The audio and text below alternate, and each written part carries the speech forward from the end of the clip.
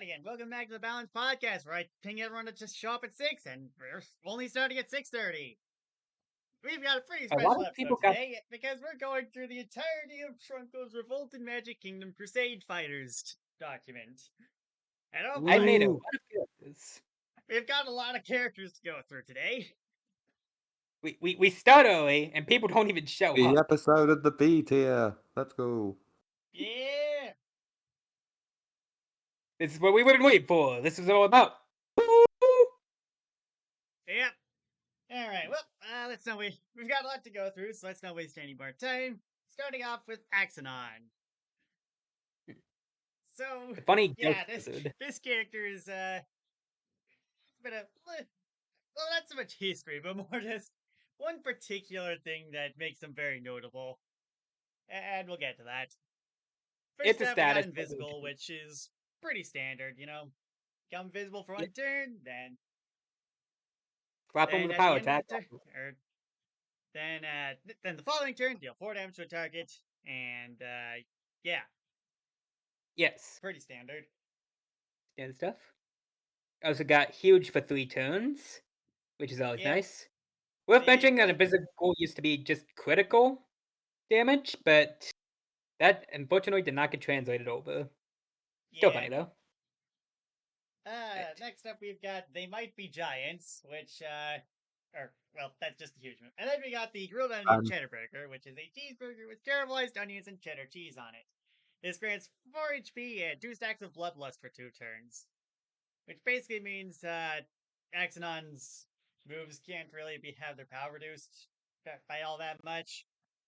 Also, Axanon moves first, so have fun with that. Yep.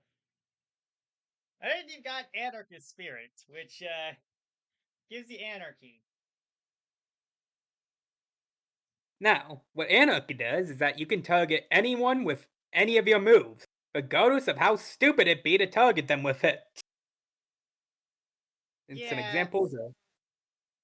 So for Exodon, it's honestly pretty tame. Like it just lets him give lets him give mini to people, lets him choose who to become invisible and who to target with your attack.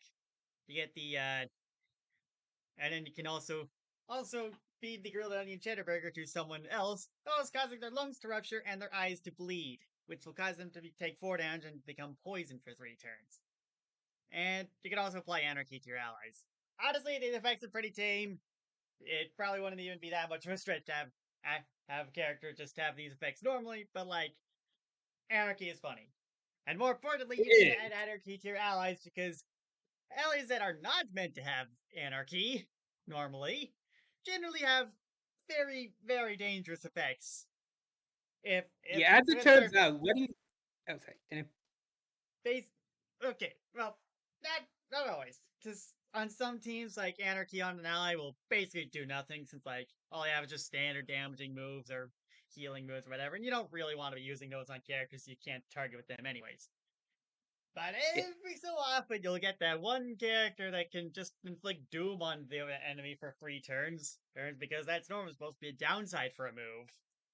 And yeah, And then just clean him of the effects, and then just let the enemy perish. Simple as that. yeah, pretty much. So King yeah, Dice is. most of the time Anarchy won't do a ton, but it works. It works. Sometimes it just cracks the game open. Yep. Anyways, Final Smash. Axodon destroys the CRUSADE Simulations rulebook, dealing 3 damage to everyone on the field except for Axodon. For the rest of the fight, everyone gains Anarchy, and this also destroys every clause and ban in the rulebook, removing them for the rest of the fight, except for the Code Muncher clause. So can we have a quick. Just the anti-stall thing? So, as of recent, there is a lot of things this removes from the rulebook, not to mention the removal of any sort of ban. If you have ways around it, you can probably imagine the implications. I don't think this is as useful for getting around like badge caps or bans, just because like it's Axanon isn't really built to be able to get those, but like there are ways to do it with like Devil Deal or D6, so you can D1 probably too. pull some stuff off if you use those. There's ways to make it work. That's what I'm saying.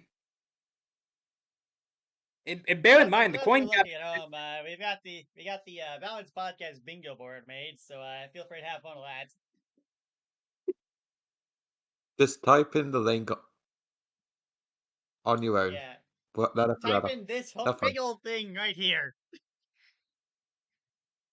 Type in the number you see on your screen below.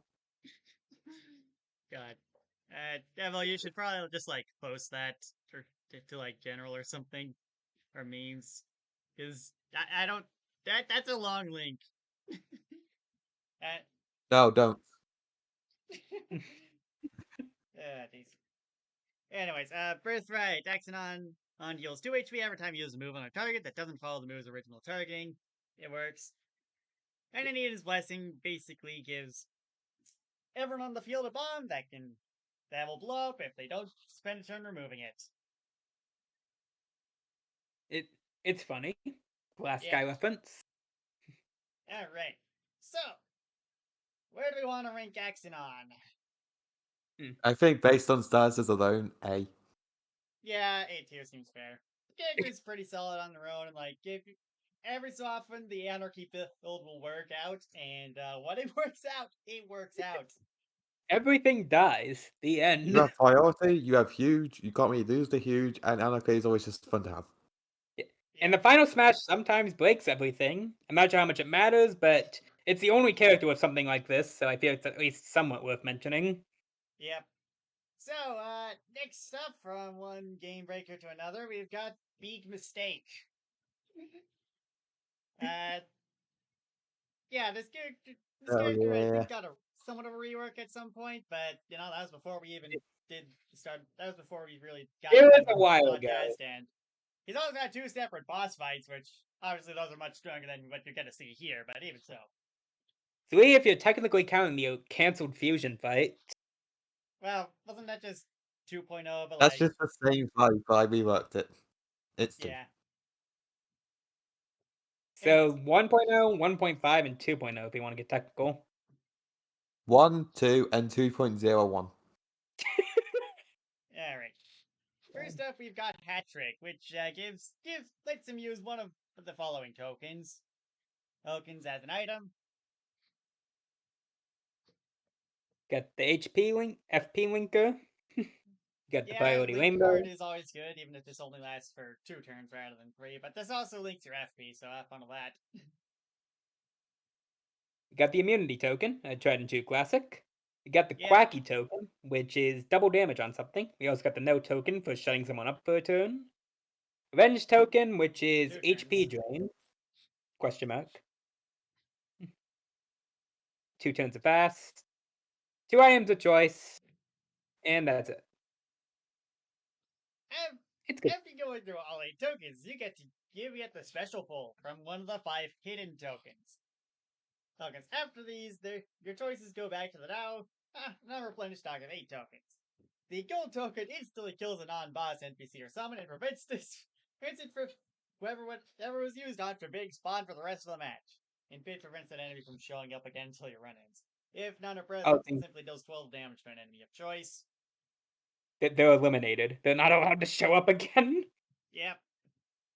The Karma token. For the next 2 turns, the user takes 1 damage for every hit they take, and any excess damage is doubled and given to the opponent as karma. So, yeah, Karma. you're basically screw the opponent, I guess. Screw you specifically. Yep. Stop The Ultra changing how Buddy the game token. is played, for fuck's sake. Wait, the life stream token. It permanent savior until you get KO'd. Yeah. It's An extra basically just life. an extra 25% of HP. It's a second life. What more do you Yep. want? Ultra Buddy token allows you to remove all statuses on the field to whoever they choose. Giving the same status to the same person more than once, combine the timers. Great if the other guy decided to throw, I don't know, let's say 5 turns of AoE Toxic. Interesting. 20 turns of toxic. Have fun with that. Yep. Someone Anyways, called glitch cheap. Ultra Take Token. Steals 3 items of choice from any amount of players. If there are no items to steal, the ref gives the user 3 items they're choosing based on the boss's theme. Probably make it not work. as good, but it can work. Yep, and like there's no coin limit on this, so they could give you some pretty solid stuff. Yeah. I mean, it's an 8 token run. They're probably going to give you something decent. Yep. Next up, the KFC break. It's a 6-use move. It has a stock cap, and each use of the move is more expensive, but also much better than the last. You get 3 HP and 1 POW. Now, 3 HP and 1 POW for longer, 4 HP and 2 POW, 5 HP and 2 POW for longer, 8 HP and plus 3 POW, and finally for 18 FP, you can get 10 HP and plus 3 POW for 3 turns. After which this Actually, move can hold no on. longer be There's a used. funny story with this one. Let me see if I can find the original scaling. If I remember I found correctly, it. it originally was just double each time. Yep. If I can grab your guys' Oh, attention real that quick. sounds awful. What? Well, I mean, in a max level 5, do you get that? If you get to that 48 FP option, What the fuck is this? yeah, No. we didn't use this one. I think Trunk we even changed it out before version Good. 1.0 was released. Uh, This was changed for hopefully obvious reasons. yeah, just freaking get Flower Burst or whatever. I made this doc Okay, near the fuck start of The you. The Sims boss is everywhere originally. now. I didn't think some of these through. Yeah, understandable. I mean, to be fair, it does fit Big Mistake, but still. God. If I Anyways, make a 3-pointer, I'll add that or something. I don't know. next up we've got Super Glitch, which is 1 piercing AoE damage and inflicts glitched on them for 2 turns. If it hits an enemy is already glitched, the corruption will become too much and a co-explosion will occur, causing them to lose all their status effects and causing them to take 1 damage, plus all the status damage they were meant to take during the rest of the turns glitch was supposed to last for, accounting for glitched extra status damage. So if someone got hit glitched again while they had 3 turns of it left and had 3 turns of poison, they take 7 damage on the spot. So yeah, it's pretty strong potentially. It's probably I don't think Big Mistake has a great way of using it himself, but like if you got like just bring bleed attack or better yet deep cut attack, and yeah, Yeah. It's a cursor synergy at the very least. yep. Then we've got Switcheroo. On normal Permanent badge players, Big swap. Mistake will perform a magic trick utilizing his glitch wand, swapping one of his badges with one person of his choosing for the rest of the fight. There's a bunch of restrictions to this, but basically it's just you have to you have to obey. Basically, you have to be the same BP, and you can't give people curse badges or slow go or double pain because funny, but no. Because screw you. And then yeah, on NPCs, however, Big Mistake will give the enemy one of one of several special badges for 4 turns. These He badges found are him not good. You got Power minus, which is -1 POW. Defend minus, which is -1 def. Dull arrow, which makes all of your attacks no longer accurate, piercing, priority, whatever. That's actually a Executable cool file, which idea. gives you +1 POW but reverses all healing.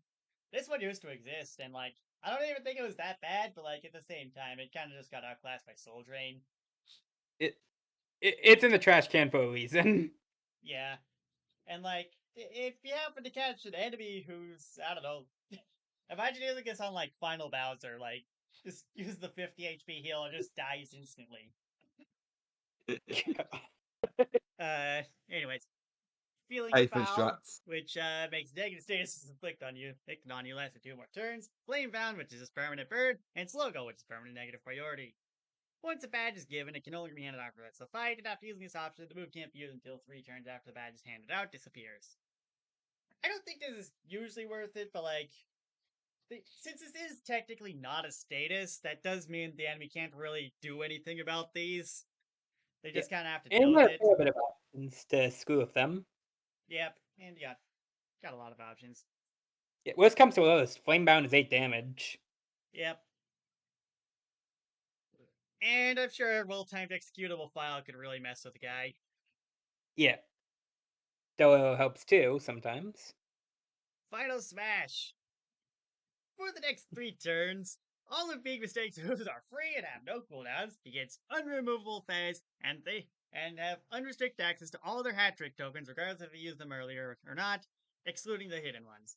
KFC Break is limited to 1 use while the Final Smash effects are in place, and the tokens used from hat trick are not counted while the Final Smash is active.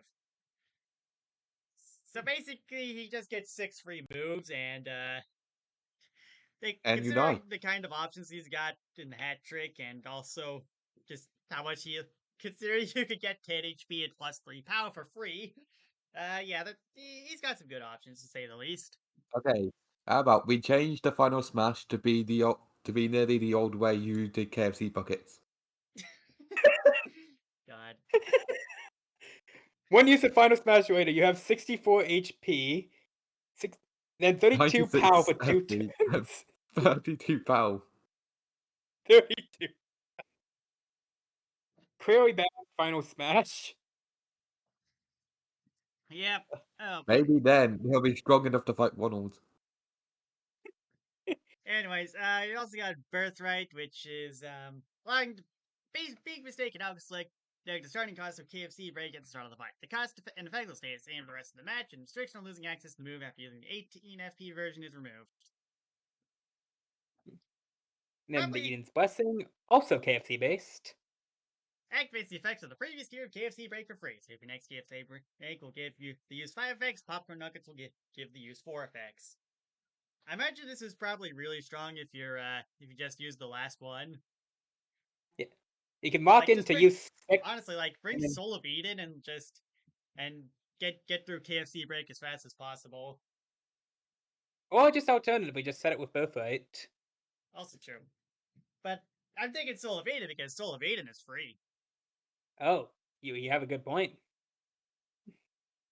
Anyways, yeah. There's RMK ceramic and purple. I'm not gonna go through them because like we already have the ceramic and purple moveset, and I like mine more. But yeah, they had a tag team version. I think this was the first one Trunko made, and like They were. yeah, I found the and gimmick funny, it's but pretty early too, since apparently it was before I even made my ceramic moveset, which was one of the earlier ones in the Sims. So yeah, yeah, I'd have to go back and see when the ceramic version came out. Get that data afterwards, because I have to go through the file history. yeah. Wait, were we just not going to do a big mistake? Oh right, we should probably do that. I'm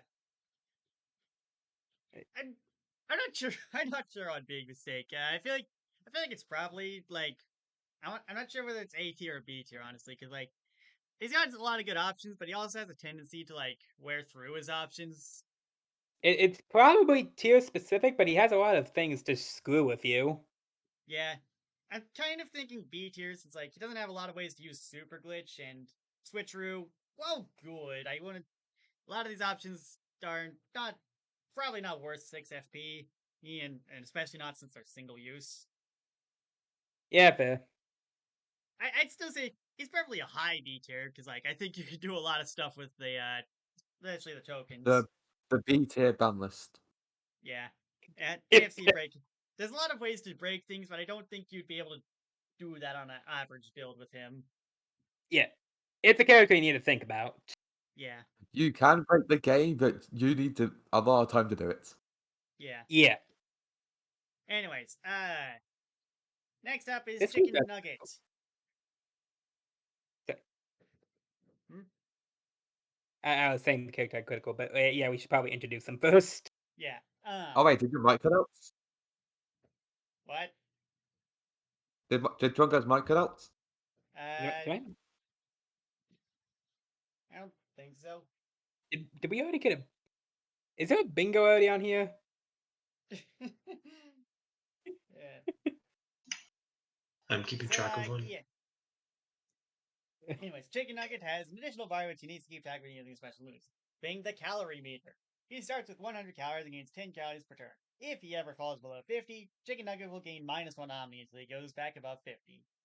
Chicken Nugget can hold up 200 calories at once, and it's worth knowing Chicken Nugget loses the calories after the attacks are used them, so the last pushes with few calories left are encouraged. So when is this gimmick getting their own set of personalized badges? God. The His grease personal barrel. Chicken Nugget places down a grease barrel and submerges himself in it to regain calories. The grease barrel has 5 HP, 0 pound, 1 death, and qualifies as a shield. He cannot move while in the grease barrel, but he can't be hurt while in it either. At the end of every turn he's in it, he restores 10 extra calories alongside the base calorie gain. When the barrel is destroyed, the wave of grease it creates deals 2 damage to all enemies and inflicts 2 turns of flammable to the person who destroyed it. He can also opt to get out early if he wishes, and if he does so at the end of the turn after gaining the extra 10 calories. Alternatively, if the grease barrel lasts for 4 turns, it runs out of grease for Chicken Nugget to absorb, and he exits it automatically. As a 4-turn cooldown, it starts after first exiting it. It's basically a Bavarian shield that gives you calories and also explodes on destruction. But it also goes away, so you can't just hide behind it forever. It's a grease barrel. What more do you want? Yep. It does seem kind of expensive, but also it does offer some pretty good protection, and it's basically your only way of getting more calories, so, you know. And it also helps if you currently have Omni down. Yep. Next up, the Burger Bomb. 5 FP and 40 calories. Toss a burger at the enemy team, dealing 6 damage and 3 to the adjacent enemies. The main target also gets stuffed for 2 turns. Pretty Funny. solid move. Just don't mind the calorie cost, I guess. Yeah. Going down a little bit further. Nugget bullets. Chicken Nugget will throw some chicken nuggets at the enemy. By default, chicken Nugget throws 1 nugget at the enemy for 1 damage, but eat chicken nuggets and spend calories so more hits of the attack. The table is as follows. You get 1 for 10, and 2 for 20, 3 for 40, and 4 for 70. I feel like it's worth mentioning the FP cost too. Yeah, Because that's it's petty only 1 FP. savable. This is technically speaking a free quad attack minus the calorie cost.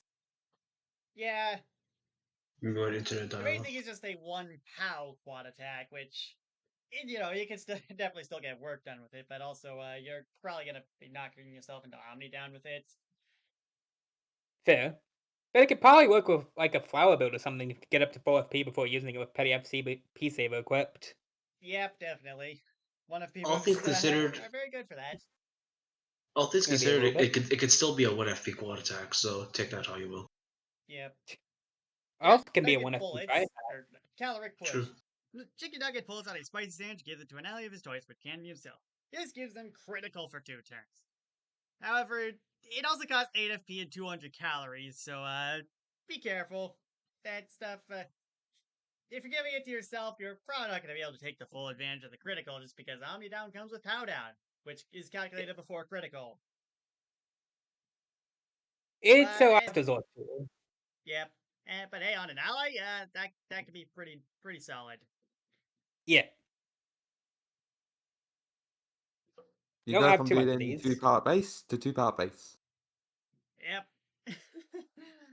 Anyways, the Fry Gatling. Chicken Nugget flies in the sky using chicken wings and fires a stream of spiky fries at the opponent. This does 2 damage plus 2 for every additional 20 calories spent on the attack for a maximum of 20 damage. After using this move, if Chicken Nugget falls into his weakened range, he'll gain calories until he hits 50, keeping him out of weakened range. So, Probably not the best, yeah. but it's 20 damage. It's still a full Pretty HP. much. Yep. Birthright just increases the calorie gain. Pretty good. Calorie. I mean, what more do you want? Honestly, I think Tick Booster is probably better just because, like, you get 20 per turn with I was it about to that say. way, but, like, Tick Booster can also come with its own downside, so take that as you will. I think you just run both, all things considered. You also got Eden's Blessing for quick calorie gain. You're gonna have to watch Alright. the calories here, but it ain't too bad. Yep. I think overall I'd probably put Chicken Nugget in, like, a pretty high A tier. I think Yeah. he's very close to S, especially given, like, he literally has quad attack and critical here, but, like, you know, I think the calories keep him in check for the most parts. You know, when making the character, I didn't even think of the implications of him having both of these. You specifically mentioned it while we were balancing, so, you know. Very fair, he's probably not going to get both of them at once. Yeah, definitely not going to get both of them at once. It's still the fact that he still has both of these tools readily available for something. Oh yeah, that's insane. Oh, yeah, no, he's got some really strong stuff. It's just, he's pretty balanced because, like, Omni down kind of sucks. Maybe a little bit. Just But a tiny bit. I'd give him a solid A tier. Yeah. You can definitely Yeah. get some good work done with him. Next Annihilation. up, we've got Chocolate Chip Pancake, who we already covered, and yeah. Worth mentioning that some of the moves from the original moveset actually did go into the actual kit afterwards, once Lucas saw it, so that's pretty cool. Yeah. Nice. Yeah, Yeah. Chocolate Chip Pancake is probably still an A tier, so yeah. Next up, we've got Coca-Cola. Now, this is a fun one. Literally just a Shaggy weapon. So, yeah, she gets more powerful as time goes on, starting weak and eventually becoming a big threat. At the start of the battle, Coca-Cola will have 0 power, -2 defense. Hence, not great. However, they also start the battle with the power limiter status, which lasts for 2 turns. Every time the status ends, it's reapplied, but after the first trigger, it starts being reapplied for longer periods of time, 3 turns and 4 turns, etc. Eventually, though, Coca-Cola will reach enough power the enemy can no longer handle her strength, provided they can survive the early game. Power limiter, for those who are not aware, when the status ends, you permanently gain +1 POW and +1 dash. Which, after turn 5, it brings Coca-Cola back to normal, and I believe after turn 9, starts being a net positive for them. And then after a few more applications, the opponent probably is just screwed at that point. Yeah. So, yeah. Just take a look at that weapon. So yeah, you can see the appeal here. Obviously you're gonna start off weak, but like, you know, you're honestly not weak for all that long. Like, the start of the battle might suck a bit, but as long as you have like at least some level of shields or allies willing to heal you, I mean, you're probably not gonna die during that time. So you can get some good Anyone work here done familiar with once things Regigigas? start getting a bit crazier, you know? Yeah. Anyone who's familiar with Regigigas from Pokemon will probably understand how to make this character work. Yeah. It's So, an initially small debuff compared to a huge buff in the future. yeah. I mean, The main mine's thing too is just def. that it does take longer to get further buffs each time. But even then, you can, especially in longer fights, like, you can see it happen in, like, I mean, even then, you're kicking the opponent's ass and then just yeah. still getting stronger. Yep. Yeah. You can One snowball pretty fast, to say the least. So, Like in 4 the power, base 2 form, defense will just do the job usually already, and you just get more. yep. So, in the base form, you get Cola Shot, which is 3 damage and speed down for 2 turns. Right Hook, which is 5 damage. And Self Care, which is 3 HP and sets your defense to 0 if you got negative defense for the rest of the turn. What's With mostly priority, I important should add. is Limit Break. Of course, after Power Limit activates twice, you could use Limit Breaker to ascend to the Kaioken form, which grants you Molten Cola Strike, which is the 1-turn charge to deal 8 damage and inflict speed down for 4 turns. Speedy Strike, which deals 3 damage and inflict dizzy for 2 turns. And Self Purify, which cures all negative status effects. And Pretty useful. if Power Limiter activates twice in this form, you can use Limit Breaker to make it go to the form of Super Saiyan. So, you had Kamehameha, which charges 1-turn charge for 8 damage and 2 turns of burn. Definitely, an improvement over Speed Down. Maybe a little bit. Faster Than Light, which deals 3 damage twice and inflicts 2 turns of Dizzy. And Healing Light, which cures all negative status effects and heals for 4 HP. And if after Power Limiter activates 2 more times, you can use Limit Breaker once more, or to achieve Ultra Instinct. This is where things get stupid. You've got Blazing Beam, which charges 2 already. turns and deals 12 accurate piercing damage to a foe and inflict burn for 2 turns. Cannot be stopped. Even charge canceling moves like King's Combo Breaker can't prevent this. Blinding Speed deals 2 damage 3 times and inflicts 1 turn of blind, which, mind you, by the time you're at this point, this is going to be your next. Oh shit. That's your fault if you God's got there. God Strength, which removes their negative status effects, heals them for 5 HP, and gives +2 power for 2 turns in that order. So statuses So, go away, and then they just give themselves buffs. yep. So you can't prevent this with compromised or anything because you can cure that and then get the status. And then God's Will, which gives -5 curse and -3 off guard to a foe, or all All foes, mind foes. you. I had a lot of fun with this, if you can't tell. Yeah, yeah. And then the final smash, God Eater.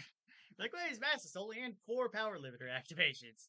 Charge for 2 turns, earns, and fiery world beaming end of light, dealing 30 piercing accurate damage to a foe. After executing the beam, Coco's base pound death stats and power limiter counter reset back to the start of battle state, and Coca-Cola will go back to their base form. Charge attack prevention cannot stop this move from being used, nor will any forms of turn loss. Basically, saying screw you. Yeah. And That is Birthright. 30 damage, though I feel like Coca-Cola could deal 30 damage within a few turns if they're high enough already. Yeah. Completely fair, but I, just in case, 30 piercing just kills most things on the spot. yep. True. Normal Birthright. Power limiter lasts for 1 turn until Coca-Cola reaches 2 pounds 0 down. I don't know if this one's worth it because I think you're not really spending a ton of time with bad stats, but if you're looking to get there a little faster, it can help. Turn saving is It's always probably nice. useful in PvP, where you can get rushed down pretty easily with that -2 death. And then they have the casual only Birthright, which just is +4 power, +4 dev with that, but albeit removing the power limiter status, and just you permanently get Ultra Instinct. I think this is basically just a win button. Not gonna lie. I mean, yeah, but there's sometimes fights where that's actually reasonable in single player. Yeah. Ultra Instinct Anyways, Coca-Cola versus Excella, who wins? I mean Coca-Cola. What can I mean? It does not. I mean, Excel is strong. Don't get me wrong, but what you gonna do against freaking 2x3 or Yeah, six now three all with it's that they blind can for 1 do, turn? You know? all it's that they can do is disable the passive of bad comedy and prolong his suffering Yeah, until pretty Excella much. dies. I'm just saying, Ronald's the least of his worries. Yeah. Anyways, yeah. Eden's Blessing. If Coca-Cola stats are below 2 pounds to your depth, revert to that for 2 turns. If both are at or above their range, gain +1 pound, +1 depth for 2 turns. Not much to say here. It helps. So, yeah, I think it's pretty easy to say, yeah, Coca-Cola is S tier. Yeah, Okay, Yeah. no. Hear me out. Hear me out. Triple S. wait, what? Yeah, I don't know This, if I could because go that far, no, but hold on, please. Let me. This guy is gonna go so fucking hard with things like Sword of Bomber Bow and the Little Battery, and you straight up can't win. The thing with yeah, triple S characters is that they modify like the base stuff itself, like with bit shift and bad shop. I can I can kind of see the argument for triple S, but I do think you do spend it's like thing. My main thought is you do spend quite at least a little bit of time in a pretty not great state, and you don't. Don't I mind mean, us doing a pit pipe or some time to well, win the game instantly. well, yeah, but they're also not actively worse than other characters during that time. You're not that for long, and it's very easy to wait it out. I mean, you can't really Soul of Plumber Road through this because by the time Soul of Plumber Road charges, you're already at base stats anyways. Little Battery. And I guess, but still. I think I'm Triple S personally. This is my SD card fight. God. I don't know. For the record, And I that's I another can one see on the the bingo. argument for it. snipers. I'm I not sure think how I'm much still gonna stakes I stick with have the here. I think I think I'm gonna stick with S tier just because I do think they spend enough time being worse or at just a normal character to the point where I wouldn't put them in triple S, but they could definitely reach that point, right, if you can get the battle to go on for long enough. Oh, wait, it's Stalkers have speed down. Just lucky start dodging everything and you win. What'd you say, Trunko? I- Oh, no, I'm that's not me. saying too much because That's- I've made the character, but I will point out that there is ways to actually make sure that happens nowadays. Yeah, 'Cause, he has even with Soul speed Stones, down Sword for Mine just 2 lucky existed. starts like dodgy or something, and that makes it way easier in 1v1s.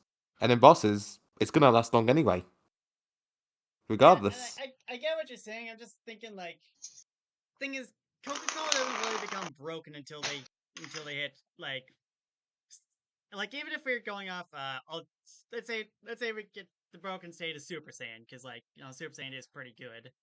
And it still takes 4 applications of the thing, which is 14 turns, and which means for about 9 turns you're at a fairly reasonable state, and for 5 turns you're at pretty bad stats. So I don't quite feel confident in putting them in triple S right now. This will have lasting impacts on the SD card revisit episode. Gonna have to cover 2 characters now. You're dealing with both of us now. The Well, I think Coca-Cola and triple SD S. card But if you're boxing playing match this, go ahead. will be real in 2024. Anyways, all right. I don't want to spend too long on that. Let's move on to Coiny then.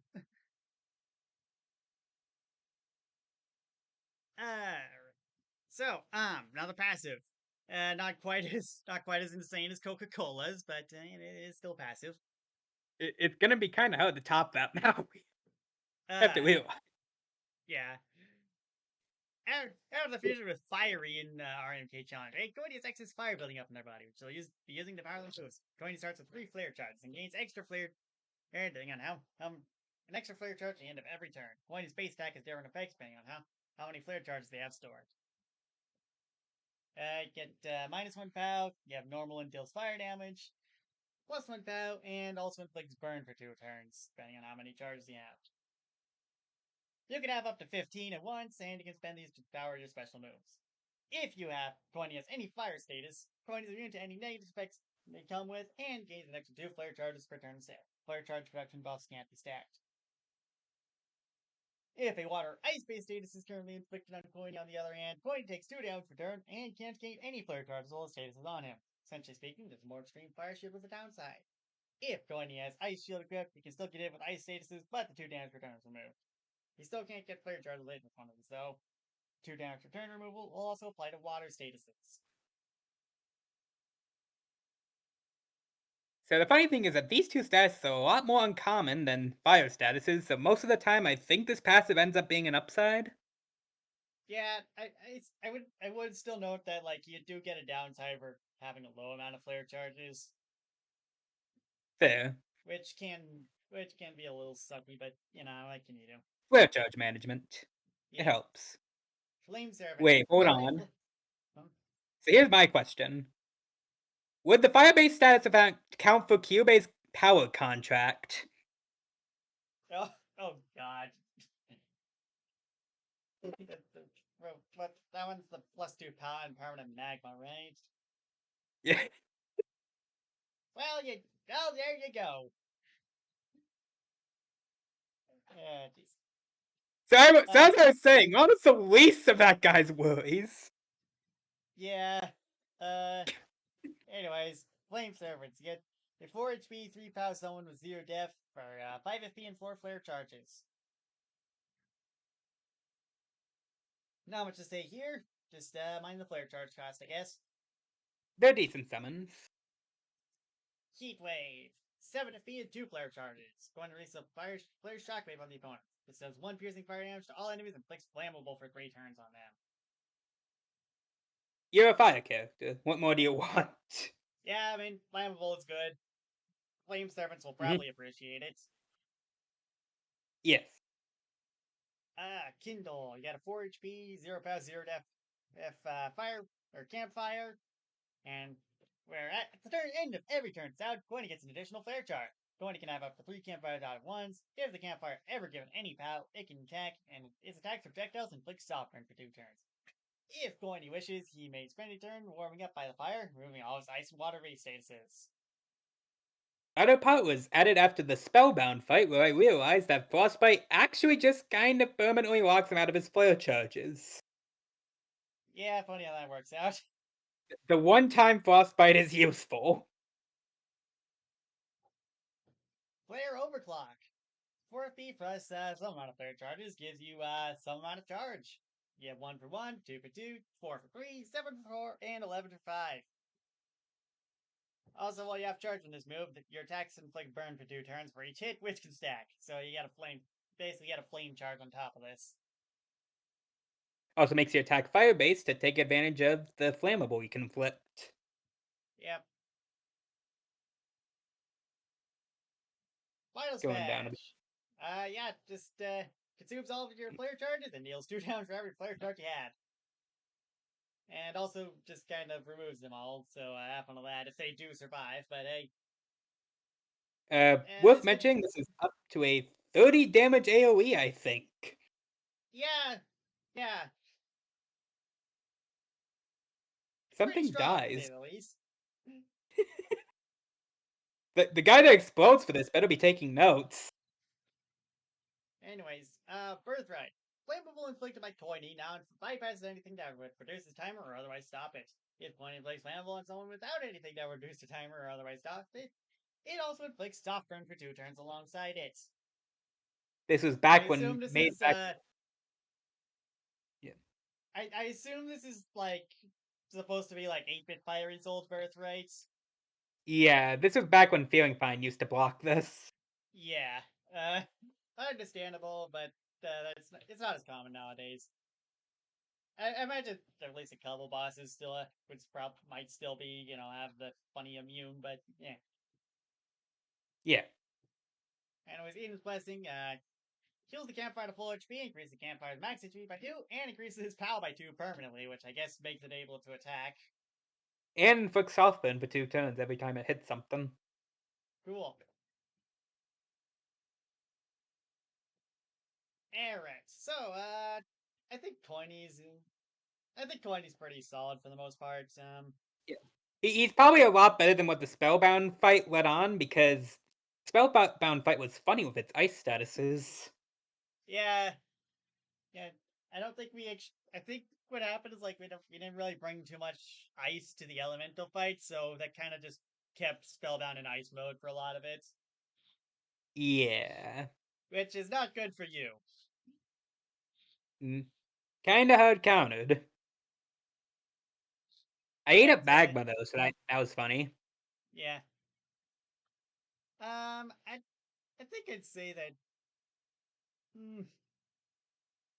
See, I'm not sure because like pretty much all of Coiny's special moves require some amount of flare charges, which she doesn't necessarily have a great way to generate on himself. Like I mean, to be fair, campfires. yeah, he has the campfires, which even those do directly cost flare charges, which is it's weird because like he gets like additional passive game, but doesn't really have a good way of getting a lot of them at once. And I feel like there's a good chance you'd be spending more than you're getting a lot of the time. Particular if you wanted flame servants or flame overclock. Fair. There's ways around it though. Yeah. Worth mentioning that any fire status gives them the extra flare charges, so if you had an ally, they can just slap them with any. Actually, yeah, any fire status effect. So if you had any, like, roasted or something. So here's my thing. Do we ban Burning Body on this guy? Because like that is kind of that is kind of the one. I mean, what that badge have something? It's been collecting dust in the corner for ages. I get it, but at the same time, this is kind of strictly an upside for Coiny, and also kind of just removes his flame charge 4BP? production. What the fuck? I was about to say, should this be Why is 4 it BP? 4? Because technically Burnified is better than Electrified. Who uses electrified anymore? Zaptap's already sitting dead in the corner. Alright. Anyways, I'll just put Coiny in A tier because, like, that feels about Dragon right. Ball is a part of Ash. Honestly, what's just a weight booting body? What is it doing? What does it do? Nothing. I didn't mean to close that. Crap. All right. Next up is Congratulations You Suck Image. Shoutouts to Evan Brixey. Subscribe to Evan Brixey. I don't know how to pronounce that. I'm Are we Oh, yeah, going on well. the podcast? yes. Damn it. Anyways, yeah. Tidal Wave. With priority, CYF's image slams his hand in the ground. Before the first person attempts to land a contact or weapon attack on him during the turn, the attack against CYS is cancelled entirely as he slams his hand to create a wave of paper. His counterattack deals 4 damage to the opponent. Pretty It's a standard counter. counter. It's standard. Used to only be contact, but on realizing that the opponent has to go to you to hit you, it was kind of stupid for it to be contact exclusive. Next up, we've got Paper Shift, which gives fast for 2 turns, but also 2 turns of flammable and whiteout. So, good luck if the opponent has any DOT. You get the extra turns at least. It's cheap. Yep. Lamination Shield. Gain a 10 HP shield that protects them from damage. While the shield's up, S image can't be affected by any serious effect of support moves, whether it be positive or negative. The COS image is locked in choosing 2 different moves while the shield is up. Either doing nothing or launching the shield at the foe for one damage for every 1.5 HP the shield has, which also removes the shield, of course. If the shield is broken via damage, CYS image is knocked down for his next move. Probably not the best, but it helps. Yep. And then you got Finisher. Charge up for a turn with -2 def, and then do 2 damage 4 times to a foe. Quad attack. With negative priority. You know, now that I'm thinking about it, isn't the quad attack's defined cost 12 FP? Yeah. So in theory, I could just make this charge for a quad attack. I don't know if we would allow that. Like, Not even for an maybe. extra spot on the bingo board. God. Also, if COS image has ready up, it removes the negative priority but does not make the attack instant. It at least helps by making sure you can only take 1 turn with the -2 death. That at least Yeah. helps. So, Final Smash. Plot Armor. COS image dons his titular plot armor to make sure that he wins against all odds. For the next 5 turns, COS image can't go below 1 HP, has power reduce, or be immobilized, regardless of what the opponent does. Yeah, not much you can do about against this. I mean, what he has the plot armor.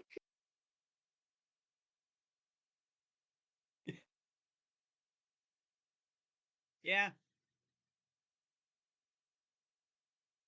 First threat. Just take COS another image moment. targets anything that targets himself while under Lamination Shield.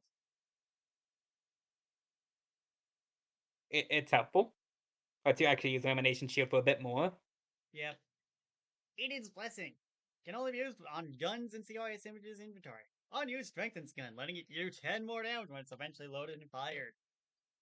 If I could grab your attention in podcast text real quick for an example of this being used. Yep.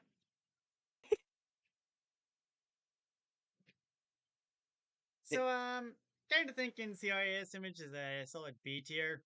It's got some neat stuff, but nothing like super amazing, you know? It's a fine enough character.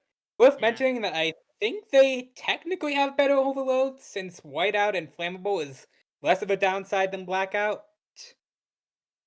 Somewhat. Yeah. So that's at least. True, but also Bulletproof is able to get rid of those early with like, yeah. Bulletproof can like reduce the blackout duration through stuff, so yeah. Oh. Plus, Yeah, he also has the RC points, which benefit a lot from him having that. So, you know. Oh. It's a funny character though. Yep. Anyways, Oh wait, Nature Formaction was on the bingo board. Shit. God. Next up, we've got Deputy Drum. Double apparently does not like this character that much. I mean, yeah. This probably says a lot about Revolt Deputy Drum. Yeah. Supa is a character, all right. First time I've ever had to disqualify an entry. That's all the Yep. context you're getting.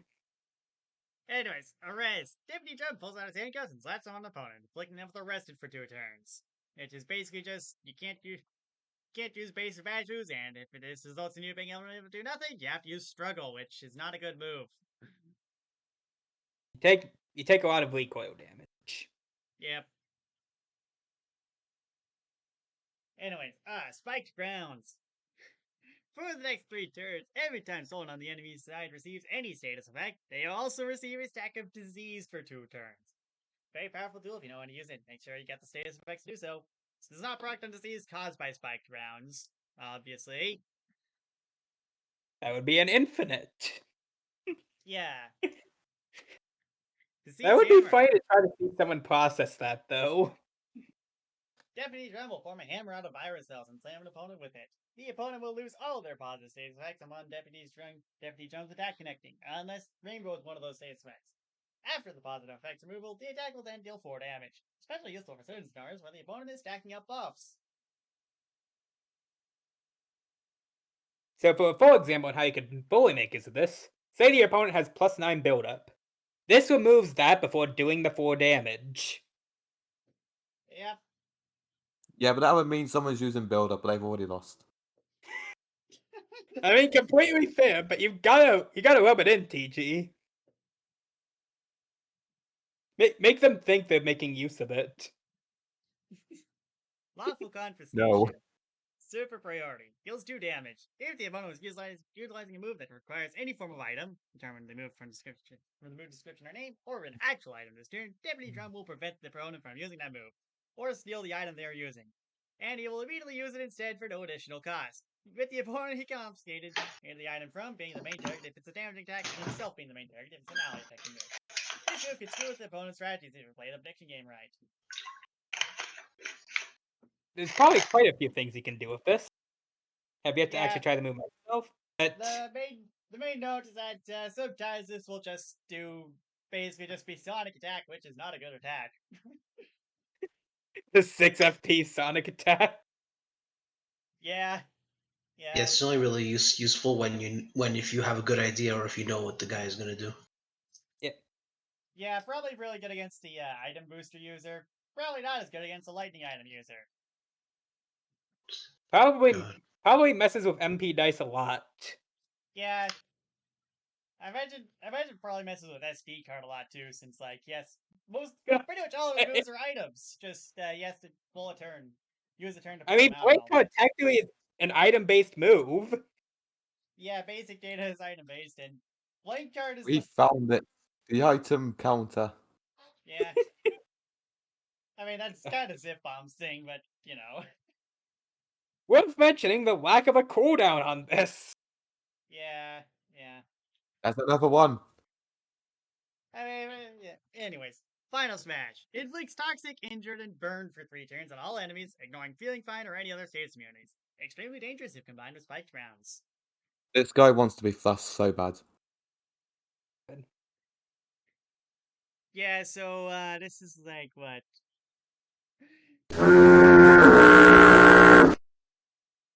Cool. That's another. Hold on. Injured is like, what, -1 power plus poison, right? 1 damage and -1 power. Yeah. Yeah. Okay. So basically, you got with all of these, you got 1 damage from toxic, plus 1 damage from injured, plus 1 damage from burn, plus 3 damage from diseased. You get 7 damage on the first turn, 8 damage on the second turn, and 9 damage on the third turn. So yeah, it does a lot of damage. It adds up. Not to mention, it can add more stacks of diseased. Yep. Anyways, Birthright. While Spike Ground is going, Deputy Drum will now bypass all status immunities and resistances. Spike Ground itself can now also bypass these resistances.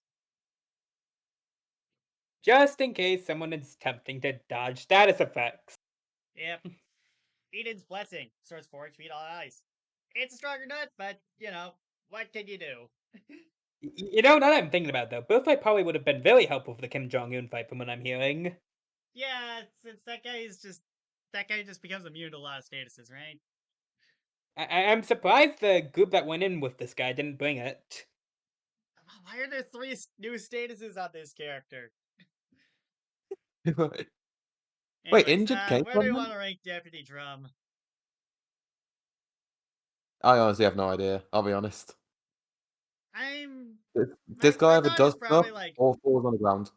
I'll be honest. B tier because like I think Spiked Ground is like Diseased Hammer can be kind of good and Lawful Confiscation can be funny, but I think Spiked Ground is like the only good move. And like even So then, you Deputy could, Drum doesn't really have a great way to take advantage of it outside of the final smash. hmm. But Now you to think could about it, I'm say talking myself into thinking this is C tier.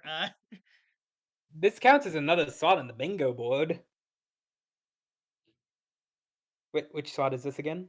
I keep forgetting Deputy Drum is like an actual police officer. Super's ruined my idea of him so much. Yeah, yeah, Let's just move on. Do I Let's dare even yeah. ask? I've dropped him in C tier, and yeah. banish this character from my eyesight. Next up, we have Dime. First up, we have a sniper rifle. With super priority, Okay, Dime pulls great out then. a sniper rifle and takes aim. If Dime wasn't attacked the turn before the end of the turn, they'll fire a shot at a second target at the end, dealing 10 unavoidable damage. Good power move if you know the opponent won't attack you on a given turn. Wait, do you just get a free shot with Brain of Confusion in singles with this? Maybe. Theoretically, but if the opponent like dual attacks you or whatever, you might you'll still get hit and stuff. Worst comes to worst, just put a shield up. True. Anyways, status deposit. Dime takes all the statuses of one ally or enemy, Dime can be chosen too, and stores them for later. Upon using this move again, Dime gives all the status effects deposited to a first target of his choosing, which can be himself. Statuses are in the state they were in the state they were before they were deposited. You So can yeah, just imagine. kind of. So yeah, status transfer with extra steps. Just imagine this in that core attic fight. Yeah, Hey, nice critical you got there. Can I have it? God. Yeah, status transfers are generally very funny, so yeah. Stat loan. Dime either gives themselves or one of their allies a loan of either 15 HP or 10 FP, which can ignore the max for each stat. Pretty cool, right? There's a catch, however. These stats are not free, and Dime is going to need payment. Starting the turn after stat loan is used, the person who took out the loan needs to start paying back with interest. So, the person that took out the loan will lose 4 HP per turn or 3 HP per turn until the loan is paid back in full. Well, if the person with the loan can't pay FP back on a given turn, it takes HP instead. Only one loan can be taken out at a time. You never know when you need a HP or FP ejection. Yeah, Yeah, it But seems it's like it'll be good for like a big push. Like if you really need that extra FP. yeah. Just stick yeah, this character next to Bowser or something. yeah. Give them This the with test. Smart Goomba's Final Smash. Express banking. Dime gives an ally a coin bag, and they gain in 50 coins, either added to their third resource if it happens to be coins, or through their overall coins if they don't. This move is primarily to benefit characters to make use of coins with respective movesets, namely Bandit, Orange, Waluigi Cat, name a few. And Final Smash, Diamondomics. Grants 2 allies 15 HP and 10 FP. That ignores the max, and does not need to be paid back. For when you're too big to fail. Birthright. Stat loan and express banking will give more. Stat loan now gives 20 HP or 15 FP and is now paid back in 5 HP or 4 FP increments until 20 HP or 25 HP or 20 FP is lost, so still a -5 difference. Express banking now gives 60 coins instead of 50. More banking. More bank. So yeah, pretty good birthright, I'd say. Yes. Let's you have a better push with your extra stats, and also gives you more money from banking. Aiden's Blessing. Credit card. Lets you spend 300 coins on items immediately when using it. However, you're going to need to pay this back. You may use your turn at any point in the next turns to pay this off with 400 coins. At the end of the 10 turns, if the debt has not been paid off yet, coins will be drained from Dime's stash and they'll take 100 every 10 coins they owe after that, all at once. For the next ones, on if they still owe a single digit number of coins, as well as 5 big damage or letting the bill go past due. But hey, at least you're no longer in debt. This is one of the more funny ones than anything else. Yeah, honestly, I feel like it's pretty good. It's like, I feel like most of the time if you're using this, you probably won't even. The fight probably isn't going to last the full 10 turns left. So, Completely yeah. fair. But like, if it does, 400 coins is a lot to have to pay back. So, Yeah. and you're not living that if you're trying to do that with HP. So, Yeah. God. that if you let the full 400 coins get paid out for HP, that's 45 damage. Dime just falls flat on the floor dead. Yep. So, yeah, where do we want to put Dime? I think A.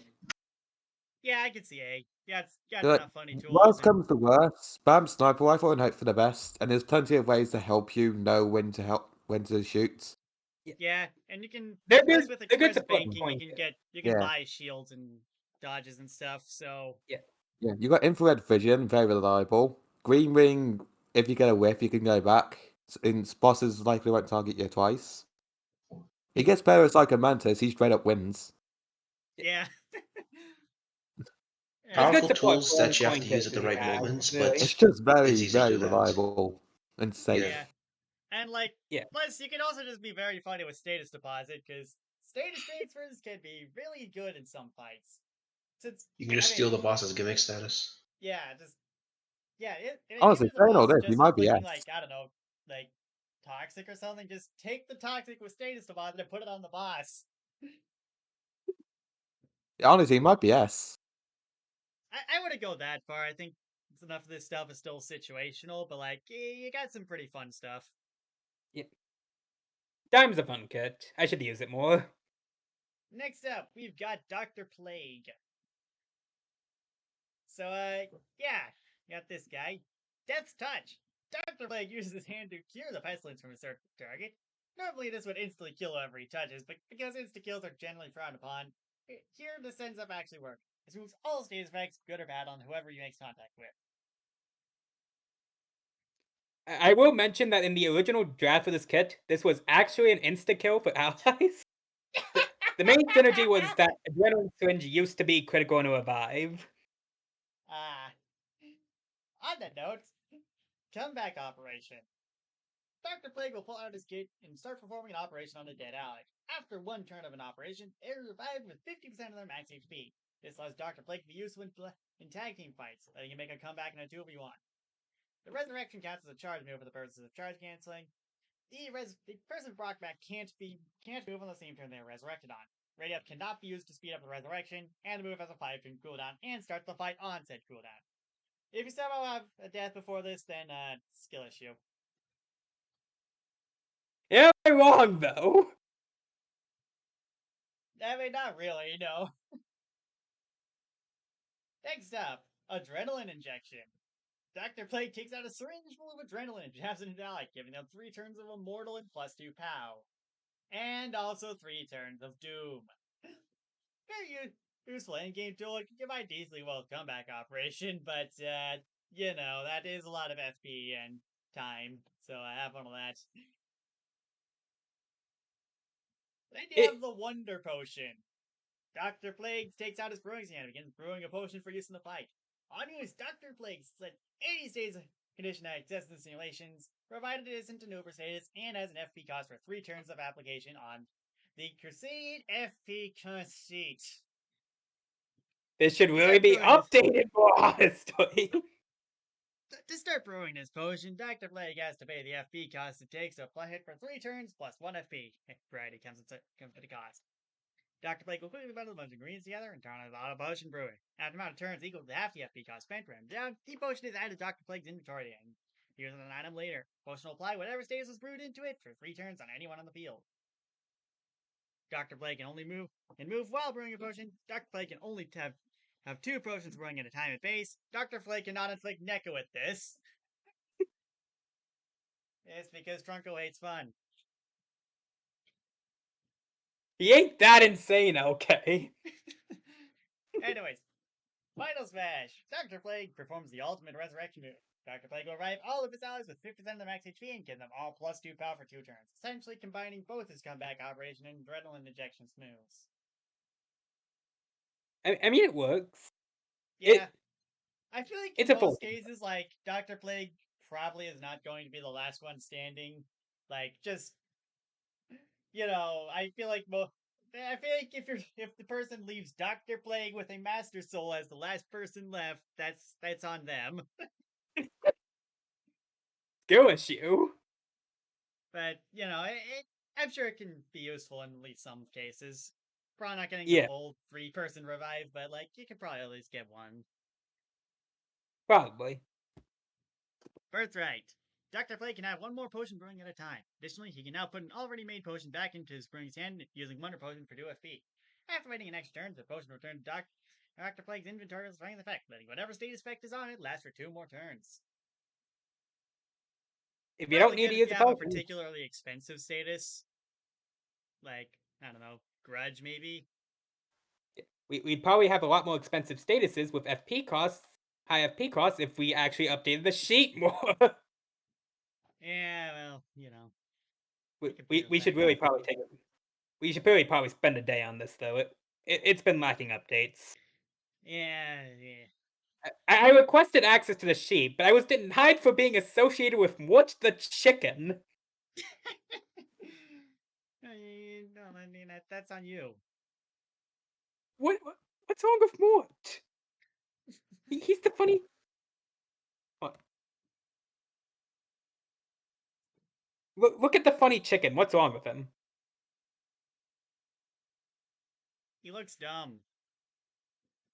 How could you say that to him? Anyways, Edith's blessing. Give someone on Dr. Plague's team permanent fast and permanent breakdown. Both these statuses cannot be removed, inversed, or stopped. Also has a stock cap of 1, so have fun with that. Anyways, I found. yeah, Dr. Plague is pretty good, I'd say. Yeah. Wonder Potion is something I want to experiment with badly, but I haven't found a good fight to pull it out on. Yeah, I think Dr. Plague is in a weird case because he has a really strong stuff, but doesn't really have anything. But he doesn't really have anything to do in the downtime between those strong things, and you're not I guess the Wonder Potion kind of, but I believe you can't be brewing more than one of these at once, so that does kind of that is a little You can have bad. 2 potions brewing at a time, Oh, 2. Okay, but still, and Birthright makes it 3. gotcha. Yeah, my main thought is just you probably aren't going to want to be doing adrenaline injections all the time, and Death Touch is only useful sometimes. So my main thought is, just keeping Doctor It, Plague busy during the time, it during probably any would suffice as a good downtime. item character, because bear in mind those potions count as items. Yeah, There's probably a way to make it work. yeah, no, there's definitely ways to make it work. This character has a lot of potential. Yeah. My main thought is should it be should we give it A or S tier? Because What is our peanut gallery today, I think? Wait, where's TG? Where's TG? TG is muted. Ah. Oh, sorry. Think. I think we flip a coin. God, no. Now you're speaking my language. Hey, call aside Bleskia. Eh. Okay, for real. I think A because I'm looking at other people in S and I don't think he's keeping up. Yeah, that's fair. Yeah, Dr. Plague has some really strong stuff. It's just I feel like the main thing he's all about he has some very big moments, but he doesn't I think for the majority of the time you're kind of you're kind of just sitting around with him. Dr. Plague is that one Pokemon always bans at Ubers and has absolutely no business there. Yeah. He's the Bombi. All right. True. Next up, we've got Eraser with a soccer ball. Eraser with a soccer ball. The final the long-awaited sequel to Woody with a basketball. Yep. Alright, so the soccer ball is a separate entity with 5 HP. However, Racer will also have 5 less max HP as a result. The soccer ball is unaffected by anything that affects summons. The soccer ball is used to power up a Racer with soccer ball's attacks, though the ball takes damage when we're used most of the time. When the ball is destroyed, a Racer with a soccer ball becomes furious for 3 turns. After 3 turns have passed since their previous soccer ball is destroyed, they'll receive a new one. We're all thinking, though, how do you keep a soccer ball safe with that low of HP? And the answer is surprisingly simple. Oh, if a Racer with a soccer ball were to equip any amount of HP pluses, instead of him getting the HP, the ball gets them instead. If you don't mind sacrificing a few BP upgrades, you can level up your soccer ball's HP to pretty good levels, and you get more mileage out of it. That said, though, what can you do with the ball? Aside from special moves, you can base attack the ball, dealing damage to the ball, but also dealing +2 damage to the foe. You can counter the soccer ball, if you want, using the ball as a shield, damaging moves using a Racer or Victor's soccer ball. All the badge moves that Racer can use can also be directed at the soccer ball. After the attack finishes, they'll be sent to select upon, dealing damage equally. Round damage he dealt +2 as a projectile move in a single strike. And for the case of attacks that hit multiple targets, the ball can hit anyone you targeted. So this could technically turn a multi-attack into a dual attack too. Yep. The ball's damage will always be what a Racer with a soccer ball dealt to it +2, and can't be boosted further by any stasis a Racer with a soccer ball or the ball has, but it does account for what the opponent has. So if the opponent had Blackout, have fun with that. Alright. Game day prep. Gain anticipation and fired up for 3 turns, as well as +1 power for any attacks aimed at the soccer ball for 3 turns. Yeah, the main goal is to weapon the soccer ball, but fired extreme up damage. is essentially just priority, but only for slightly expensive moves. It's not a good status, but hey, it works. Worth And mentioning then that there's all of anticipation. Anticipation, on the other hand, is kind of actually good.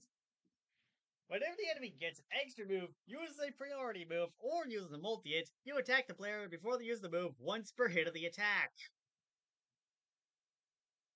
And mind you, priority move doesn't just include attacks, it's any priority move. Priority heal, attack. Priority, priority shield, attack. Like priority status, attack. Just, it doesn't matter. You will be attacking the foe a lot, especially if they have any multi-hits at all. It's and a very they don't even funny have to be aimed at you, as far as I'm aware. They just have to use it. Yeah, like it is in the game this came from, any case where it would trigger on anyone, it triggers. Yeah, no, the anticipation is actually does some really funny things. Yes. Anyways, Pyro Ball. This attack requires the soccer ball to execute. Eraser will attack his soccer ball with 4 force, the point of activating a mechanism that causes it to light a blaze. It deals 4 damage to the soccer ball and sends it at blazing speed towards the select opponent. Dealing damage equivalent to how much damage Eraser with a soccer ball dealt to his ball with this attack. Plus 3 to the opponent, as well as inflicting soft burn on them for 3 turns. This move can't be used if Eraser's soccer ball is destroyed. If this attack ends up KOing the soccer ball, the mechanism will start as soon as the Eraser kicks it via malfunctioning. The attack damage remains the same, as well as the enemy being soft burned. But Eraser with the soccer ball himself will be soft burned for 3 turns as well. I mean, it's good damage. Yep, just Just be run careful fire. you don't kill your ball with it, because that is kind of a threat with this attack. Good. This is why you use HP plus. Lets you get away with a bit more. Yep. Next up, we've got the Gorilla Glue Trap. Erase with a soccer ball. Take out something you had during the superhero challenge. Gorilla glue. They'll put it on the ground next to him and wait for any fools to get stuck in it. For 2 turns, the next person who uses a contact weapon move against Racer with a soccer ball, be it positive or negative, will get stuck in it, stopping the move from doing anything to him, as well as inflicting glue on the victim for 3 turns. Alternatively, Racer can put the glue on his soccer ball, causing the next 3 attacks he makes with it to inflict glue on the chosen target for 2 turns. You can also guard with the Gorilla Glued Ball, which should inflict glued on any contact attackers for 2 turns, using up one of your glue procs. Alternatively, if a weapon hits the ball while doing this, it gets stuck on the ball, thus disarming the attacker for 2 turns and canceling the attack. This will use up all the remaining glue procs and will make the soccer ball unusable and considered off the field for a turn as the glue gets cleaned off for the purposes of removing the weapon. This can be either good self-defense or a good way to make sure that you stay in front of the turn order. For the record, the weapon interaction was recent because I thought it'd be very funny if anything that hits the glued soccer ball just kind of gets stuck to it. Yeah, Rumor has it the imagine it's glue probably glue pretty is good if you're using the guard function for the soccer ball. an actual use for guarding. Who would have thought? And lastly, we've got timeouts. This move always goes first, so fuck you, priority. Ultra Eraser with the soccer priority ball will plus, call a baby. Let's time. go. We'll call a timeout. A maneuver that makes the game take a short break. All other moves this turn are called off. The FP used on them being refunded. Next turn, no one can use any attacking moves and negative status moves, making this a good time to grab a breather or let your teammates set up on a run around it. But be aware that the opponent can do the same. That said, Eraser with the soccer ball set up a Gatorade stand on his side that only the teammates can benefit from. Okay. It increases healing potency by 2 HP and 2 F and or 2 FP for moves to use those. As well as making stasis effect applied lasts for 2 turns longer, with Uber Stasis also getting affected, but only for a single turn. This should be sure that the team usually always comes out of this with the advantage. As the cost Gongo, what starts the at 20, fuck? but lowers by 1 FP for every turn that passes. Cost resets as soon as it's used and doesn't go down during the timeout period. Fucking So, Christ. yeah, it's a pretty solid move, I'd say. Maybe a I'd bit. say a bit more than solid. Yeah, the main thing is just you can't really spam it because 20 FP and all that stuff. I know You don't really final need to smashes either, just so as regular you kind of get moves. free They're setup so time. funny. Yeah. I thought it'd be funny if there was a character that could just call a timeout mid fight, so we get this. Yep. Final smash. Eraser launches the biggest kick he can physically muster, or on a soccer ball, the sword go on a select opponent's face. This attack will instantly KO the soccer ball, regardless of its current HP and stats. To the opponent, the soccer ball's last launch will deal to them erase with soccer ball's current POW, including buffs and anything you add on them, increases damage to soccer ball, plus the amount of HP the ball remaining before the final smash, plus 2 to the opponent. This can become absolutely devastating if you spec into the ball's HP, so bear with that in mind. So the ball with 3 HP pluses with this. Yeah, I think that comes out to like, what, 24 damage base? Yes. Something's Anyways, gonna die. Birthright. When calling a timeout, your soccer ball will be healed by 8 HP. If the soccer ball is currently destroyed, it will be brought back prematurely on callout. Eden's Blessing. Can't be used normally, but will automatically be used whenever Racer's soccer ball is decommissioned. Spawns an 8 HP spare soccer ball that can be used like the original. If the original returns to the field before the spare is destroyed, it's returned to the Racer's soccer ball's inventory with its current HP, also getting back 3 HP in the process. Item has a stock cap of 1. Never know when this will come in handy. Bear in mind, you do have the Furious as well, so you can probably do a little bit more damage, but you're probably going to be going through the spare ball out somewhat quickly in that case. Yeah. Honestly, when I see it, just bring 2 item tokens and the tokens and Eden's Blessing and plus whatever, plus like a Super Ball Flower or whatever. Yeah. So, I think Racer with the soccer ball is pretty good. You can do a lot of damage with the soccer ball, and like, even when it's down, he still has at least enough stuff. It can still be really funny with anticipation and can stall out for time with the Gorilla Glue trap. So, And be And very funny timeout is with time. probably really funny. yeah, I'd say A tier. Yeah. Yeah, I agree. Pretty Probably solid lower track record on elevator, the but still. RNK character so far. It's good to see that the doc's been going well so far. Honestly, more solid than I thought they'd be. I thought they'd be Yeah, like, the well, that was a Mega boring tend to feature. vary That up was a cool wildly in like feature. just how good the characters are, but this one's pretty consistent. Yeah, I spent a very long time actually making this. 92 pages, in fact. Yeah. All right, next How up. the hell? I want to know your thought process when you thought of timeouts. I thought of the EA Sports games. I thought, hey, that'd be pretty funny to throw in. EA finally helped something. Next up, we've got Firework. Soar High. Gain airborne for 3 turns and +3 power for 2 turns. After these stages run out, gain floored for 2 turns, bypassing feeling fine. Cannot be used while floored. Bear in mind that this is the multi-hit character, so this probably does quite a bit. Probably. Yep. Bullet Hell. Firework fires off a bullet hell on the enemy team, doing 2 damage to the entire enemy team. If only 3 or fewer enemies are present, this hits them all twice. If only 1 enemy is present, hit that enemy 3 times. Spread attack or try attack. Take your pick. Yep. Toho Reflexes. With priority, Firework taps into their Toho skills and readies to dodge every attack thrown at them. Firework will evade every hit thrown at them this turn. In addition, Fireworks will gain +1 charge for every failed attempt to hit him while dodging, counting each hit of a multi-hit as a separate hit. This move has a 3-turn cooldown and can't be used while Firework is floored. So this here is the move that got the 160 challenge points. Yeah. Double Destruction nature build Sign. fun. Bombs blazing.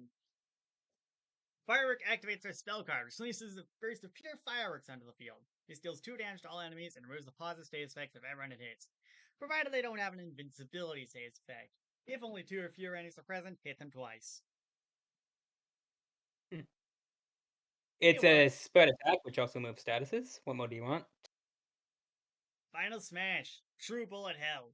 Firework will soar to the skies above and charge the ultimate Bullet Hell. This takes a turn to charge, can't be stopped for turnless moves or charge canceling moves, and Firework is airborne while charging. When the charge period is done, Firework unleashes the ultimate Bullet Hell, which deals 2 damage 4 times to every enemy in the field. If only 3 enemies less are present, hit them 5 times each. If only 1 enemies are present, hit them 6 times. Yeah. So about the funny +3 power move. Yes. Fifth, just a casual 20 damage to every enemy. Yeah, just make Lucky sure numbers. the +3 power lasts to the point where you actually use this Final Smash.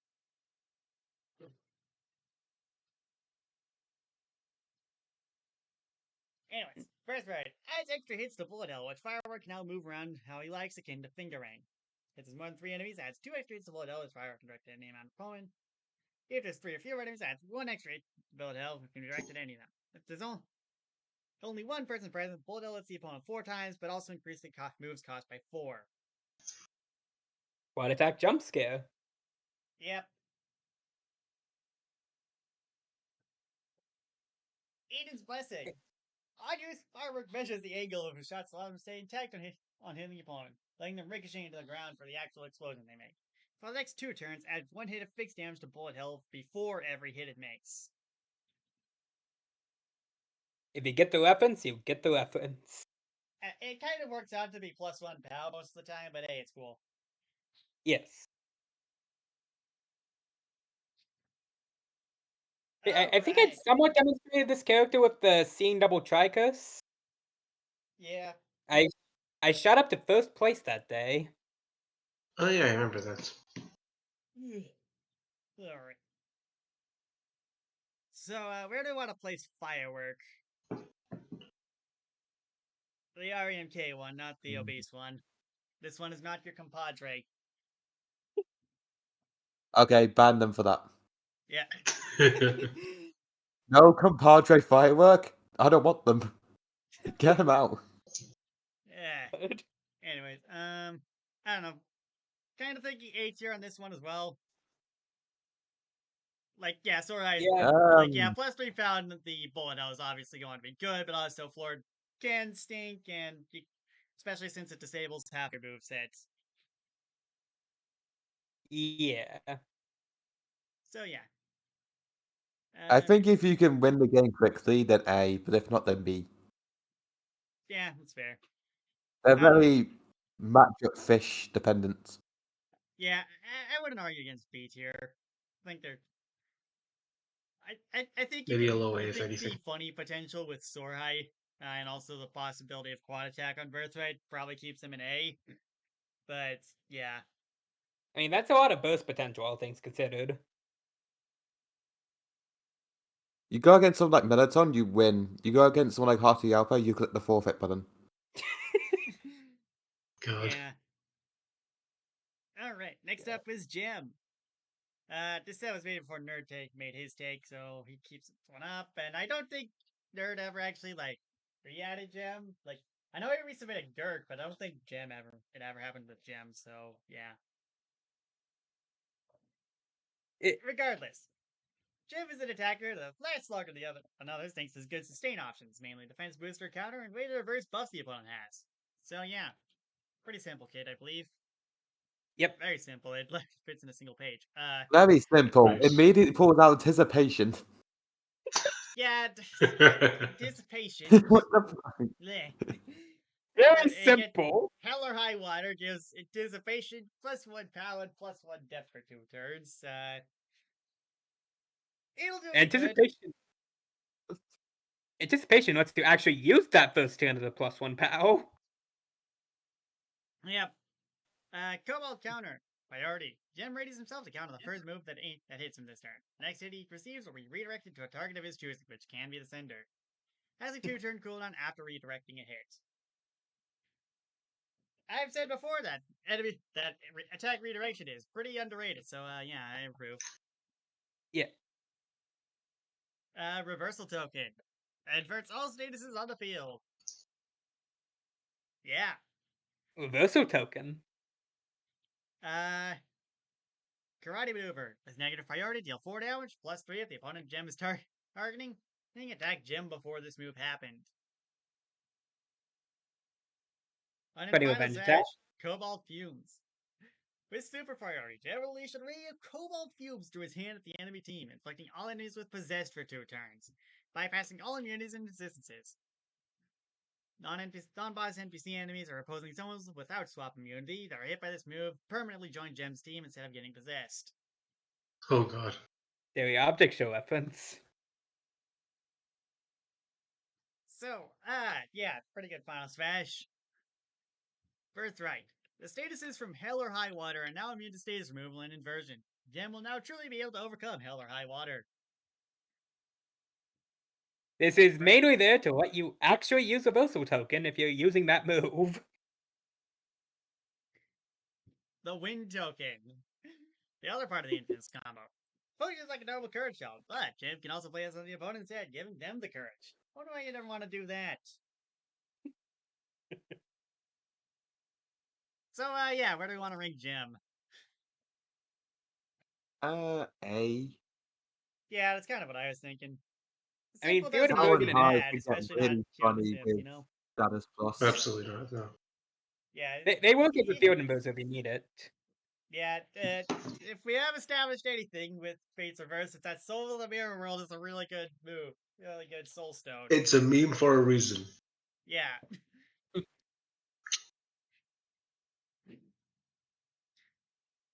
Going So, down, we yeah, got let's see. the culmination of LK's trauma. Classic. So, Flask of Diseases. Google Classroom logo pulls out a chemical flask filled with disease and pours it on a select opponent. Inflicts disease for 2 turns. Turns either 1 or 2 stacks depending on whether you spend 2 or 5 FP. It can ramp up at least a fair bit.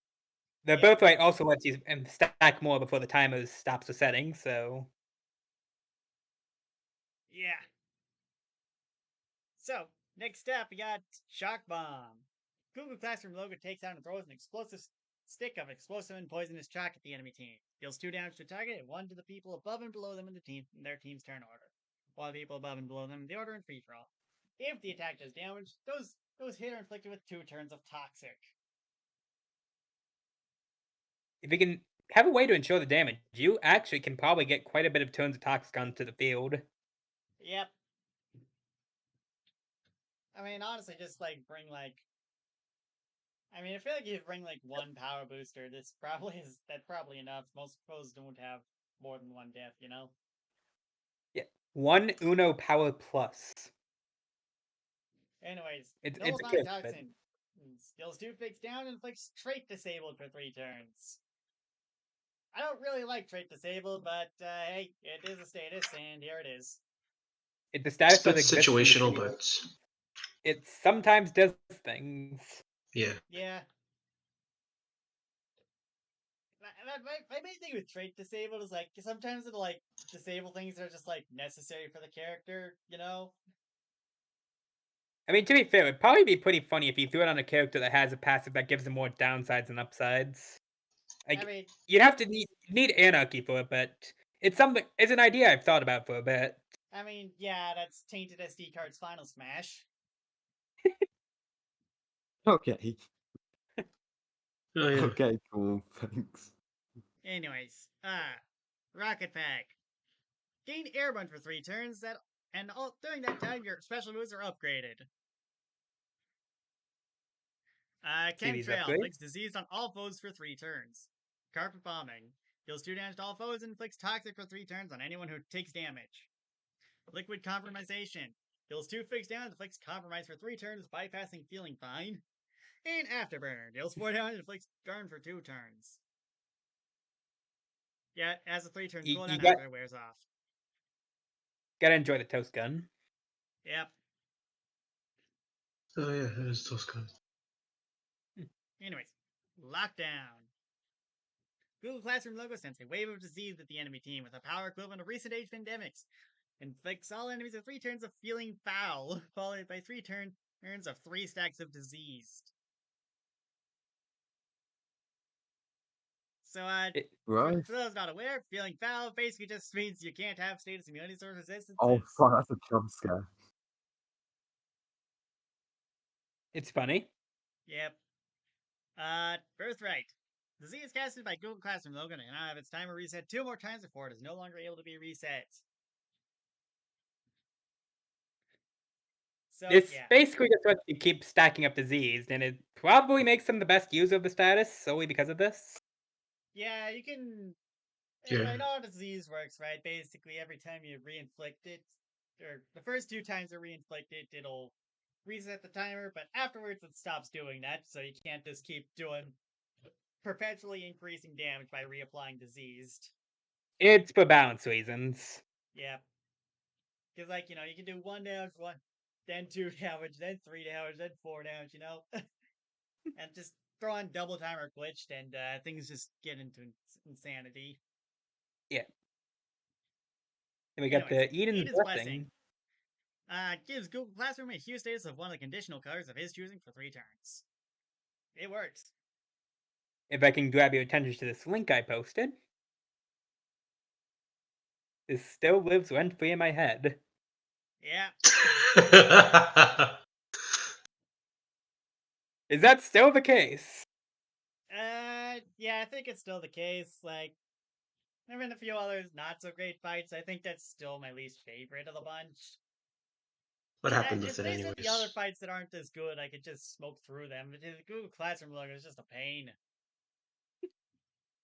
Google Classroom logo pulling out the AoE 3x3 3 times in a row. Anyways, with that in mind, where do we want to put GCL?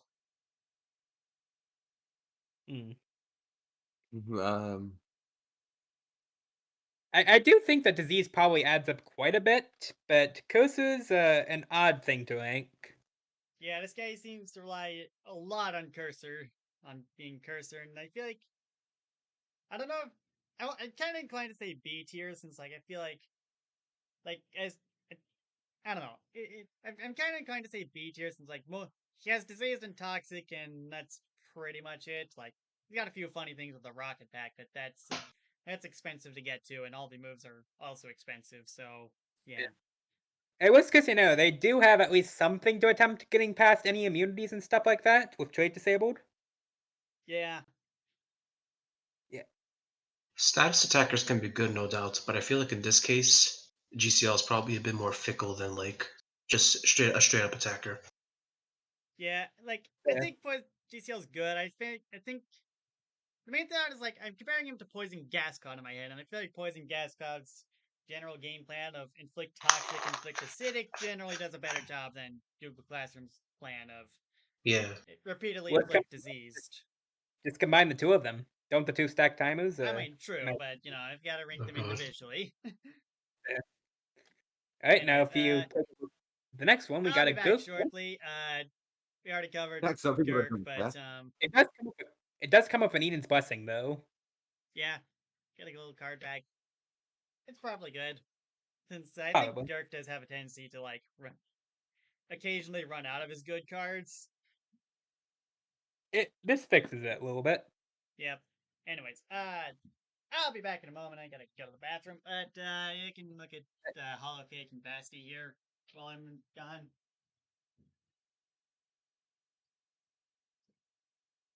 You know, while he does that, I'm gonna go get some more water real quick.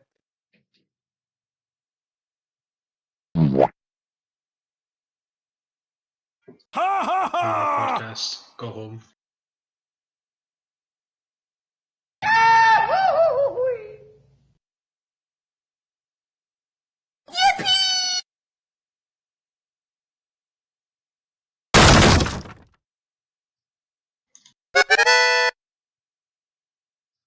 Keeping the audience stimulated.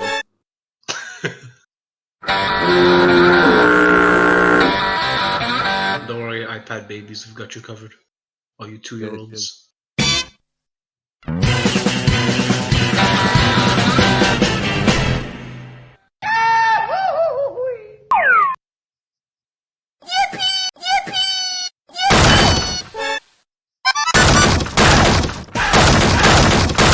I'll see myself out. I'm keeping the audience stimulated, Tronco, don't worry.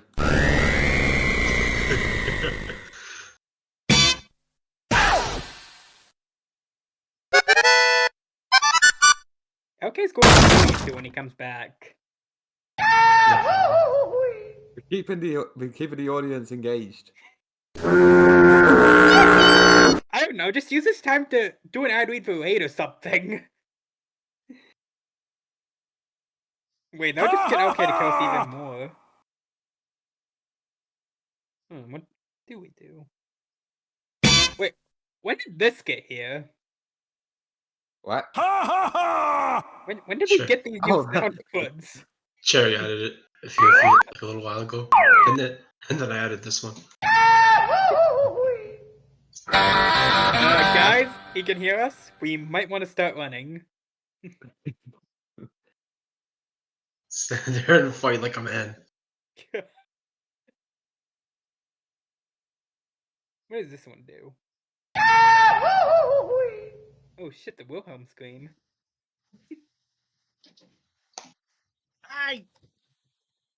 Yo. Alright, we kept your audience engaged. You know, we really should have put soundboard spam on the bingo board. Yeah. True. No. Anyways. Right. Wait, did I? Hold on. Gurk is on. Hold on. Gurk is on here on the RAK pose for Gurk, and then like isn't you put Gurk in yeah, there's two Gurks on the tier list. I knew we had two, Wait. and I didn't realize we had There's two multiple. Gurks on here until now. Correction, okay. There's We put 3 down the Gurks on the +2s. tier list. Huh? Just Go put down. by each other. Go buy Persistent Hotel Mario on the tier list. In the option, the boxes. It's near the bottom. Okay.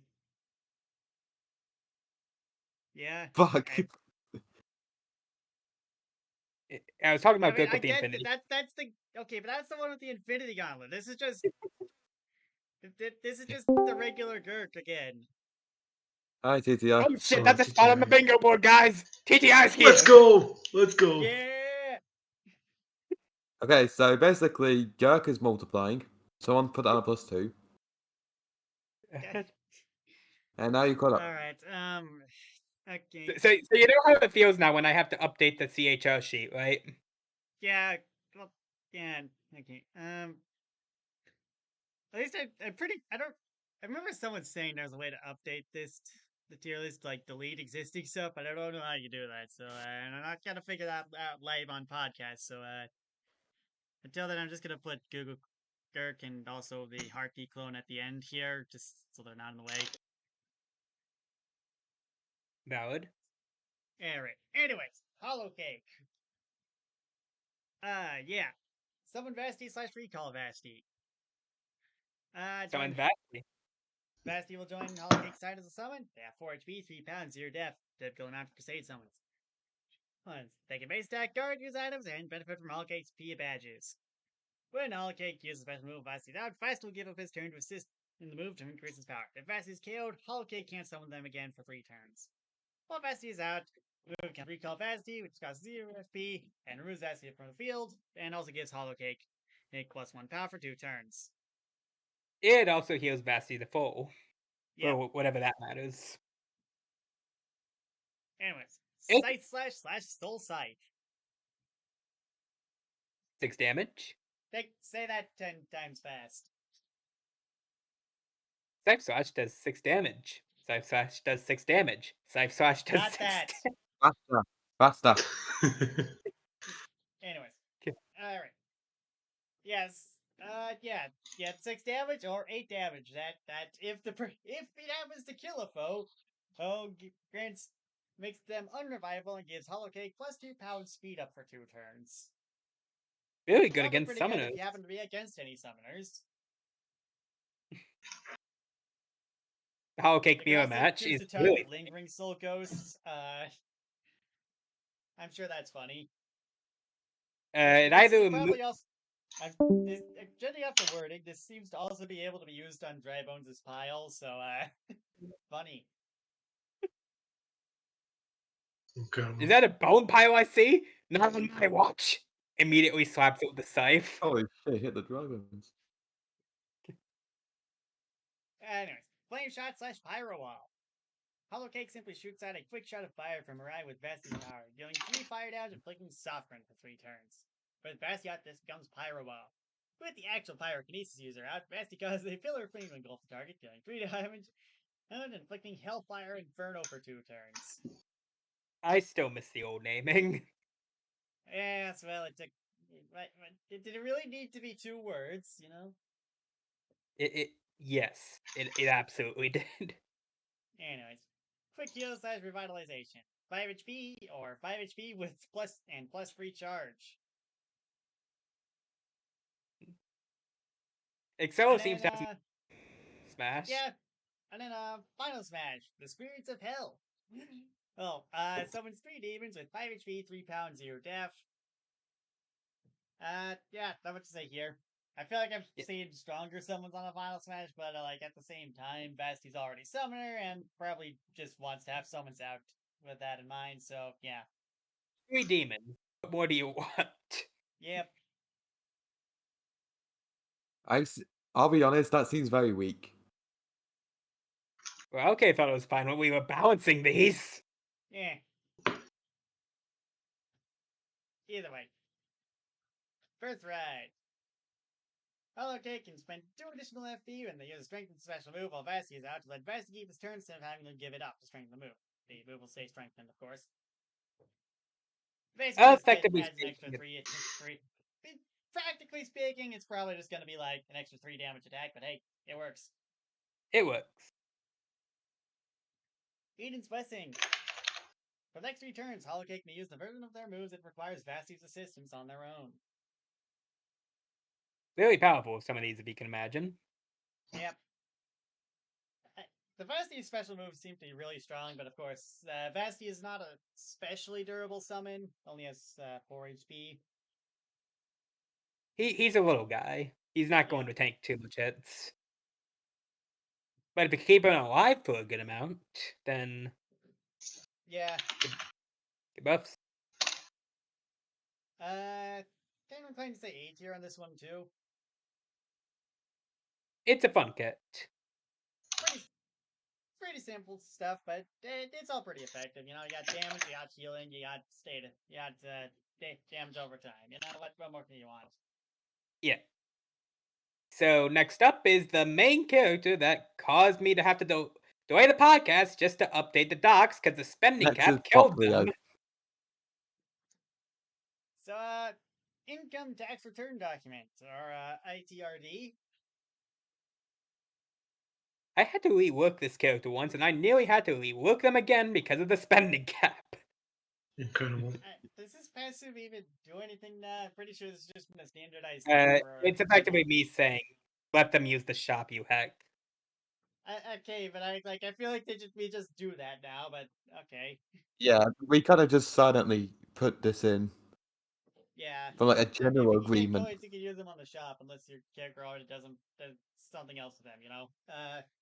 There's always the people who don't know, though. So Anyways, Well, good investing. thing they're using income tax return document, and now they know. yes, ITRD will place down a 5 HP 2 death save that can't receive status effect and immediately places either coins or an item cited before closing it. The effects and costs change when was put in. Coins. The FP cost of this will be equivalent to the amount of coins put in divided by 10 rounded up. After 3 turns, the effect of the instant being safe, it will open and give income tax return document 250% of what they put in. Don't have to have the money in multiplying. As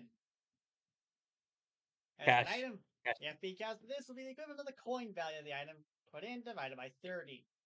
If this is used with an item created by a move of someone else that is normally in the shop, this costs the same amount of FP the move as the move that made the item. After 3 turns, the item being safe, it'll open and give ITRD a copy put in plus another. Also, don't ask how this thing is duplicating items. The save can give you a lot of value if you use it right, but be fully aware of the save destroy the investment goes with it. It will disappear anyway. It's a very once magical. ITRD gets a payout. You can only have one save at a time. Very magical save. So, does this work with water candle? Oh dear lord! I want to know how this works with water candle. It works. I didn't think about it, but it works. Oh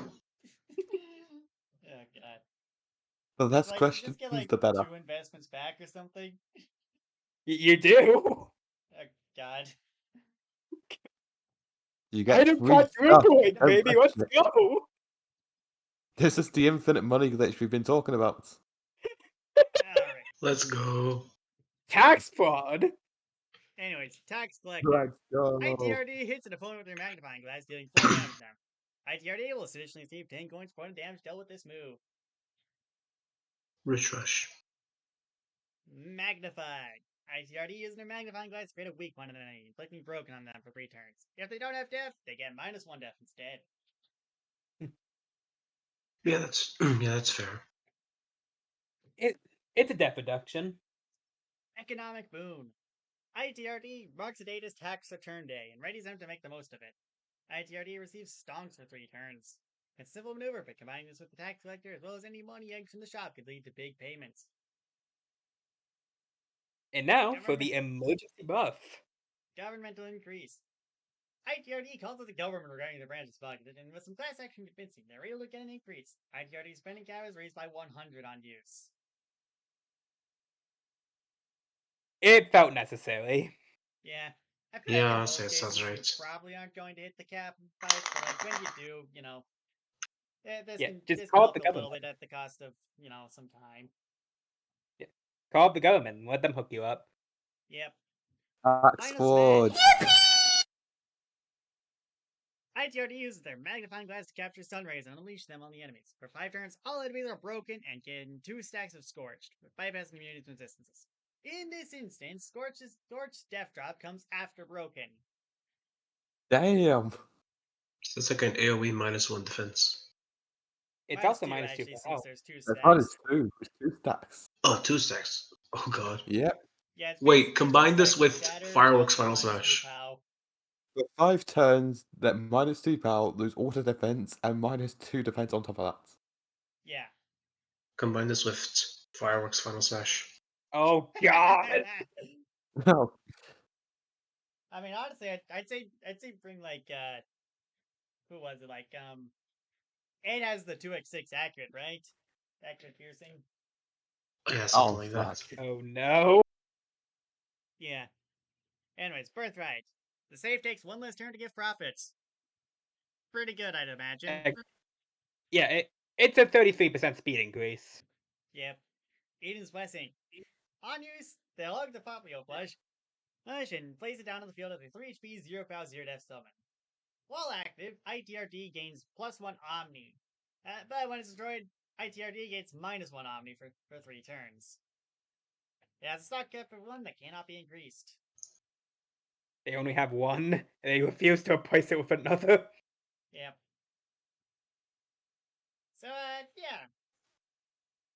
It seemed like an alright coin character. I imagine you can probably do some funny things with the save, though.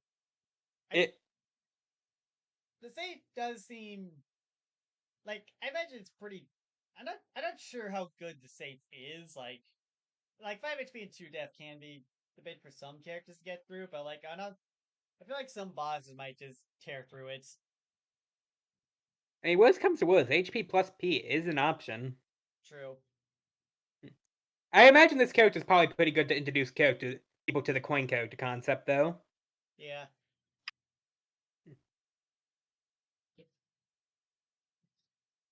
I guess economic boon getting stonks, like it gets stonks right as the coin payout procs. I imagine that's probably pretty valuable. Oh god, I just noticed the potential of that. That was not the intention of that attack. It was tax collector, What do you honestly. mean you didn't notice it?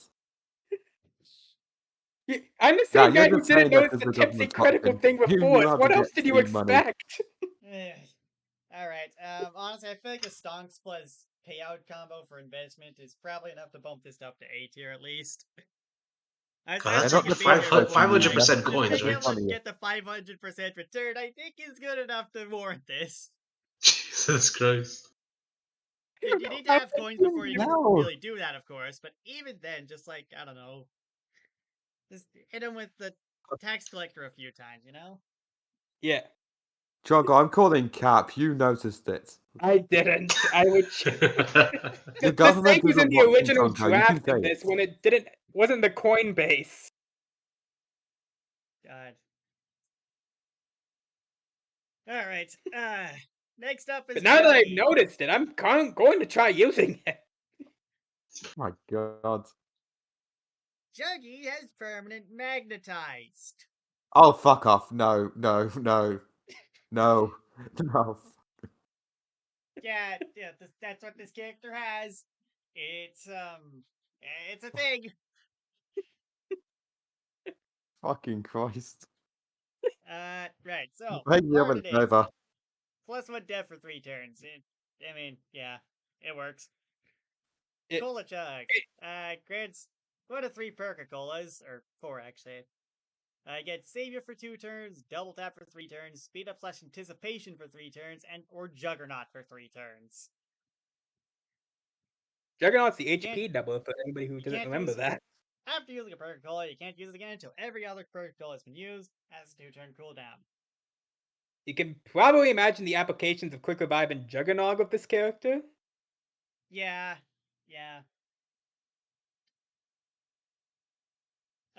Ray Gun. Deals 2 piercing damage 3 times. This move becomes reload after firing.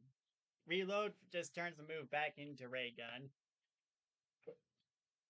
Lets them actually do some damage on the field. Yep. Rest. Gives Deep Sleep for 3 turns that bypasses Feeling Fine as well as restoring 10 HP.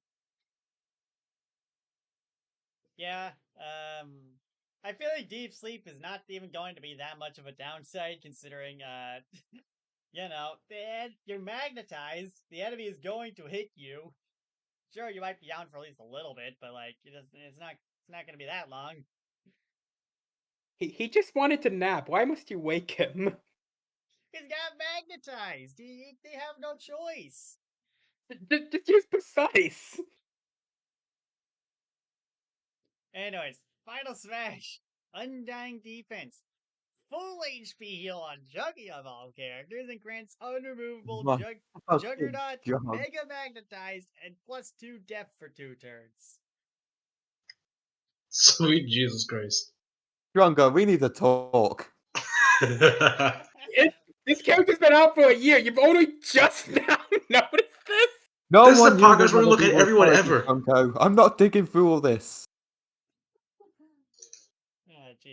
Uh, It sounds that's like you right. need some You can Juggernaut. spend 150 coins to regain used Perca-Colas and reset the move's cooldown. And in his blessing, deals 5 damage to Juggy, but when he dies, as they'll rush in and belly flop the enemy side on their last breath. Deals 8 piercing damage to all enemies, and +4 for every Oh additional my god. AP flopper What? Juggy drank before death. Stock Kappa free. So if you guys have That's a problem with all this, then why didn't you point this out during balancing? Because I don't balance anymore, and I'm not thinking through all this. Juggy is definitely gonna die during the match, so this is actually really good. Yeah, I will note, like, AoEs, outside of the finals match, AoEs will get past Juggy, but, like, outside of that, the enemy's gonna be struggling to get through Juggy's just permanent magnetized, because with all It's the banned. It's gotta be Perca-Colas and all banned. that. I feel like if you're using this character, you're going all in. Like this isn't just a character you play as If because you're oh let's play using this this character, character. you don't care about anyone here. Yeah, There's a character you pull out when someone's being mean. You S tier. order something. No, banned. It's got the passive alone. It's gotta be banned. The uh, band tier IMK character. God. I agree that you're the bad tier. I'd like to point out that the stock is out. I'd rather not have anything get banned since this whole doc it's in the mega doc. I mean, I don't know. I was just gonna dump it in S tier just because, like, look at this. Look, I mean, most of the moveset is like whatever, but like then you got the freaking quick revive and Juggernog and the Cola Chug and yeah, and You plus got permanent permanent magnetize just magnetism. You can kind of increase lends your own itself to defense tank per builds move. really well, and like this kind of makes him the best tank I in the still will game. point out that Magnetize probably still means that Juggy's dying first. Like, he's probably still taking a good amount of damage throughout the full fight. I get they have And tools against it, but there's who probably cares? ways around it. I'm still putting him in S tier because, like, even though he is going to die, he's going to keep his allies very very safe until then, and just like even just bringing one Eden's Blessing is still pretty solid on when he does Yeah. die. I'm not denying the potential. I've tried this He might character not even before. die. Just like, but most people just can't break through him. I think the big one is probably Rest because that's a big heal uh, with considering the passive, not a huge downside. I Like, think sure, he should be Stance move banned, won't but wake you him lot up, do and you. like multi hit might not wake him up, but any single hit is definitely bringing him back right then and there. Yeah. And it's not like the opponent can just not hit Juggy, you know. I do like the contrast between this character and the previous one, though. Like S tiers for completely different reasons. Yeah, it's like Sans, I guess, in that department. No, Sans is funny. This is just a Yeah. dickhead. Yeah, I mean, true. you could just use it against dickheads. Okay, I think it should be banned. Do not throw in S if you want. Yeah. It only It's gets one of those further than things where he. it's technically not unbalanced, unlike some of the banned characters, but also just don't use this character, please. I swear. Meanwhile in GeoBro EX. True. Anyways, Yeah, bro, RMK desperately trying to Lollipop. punch his way through Juggy.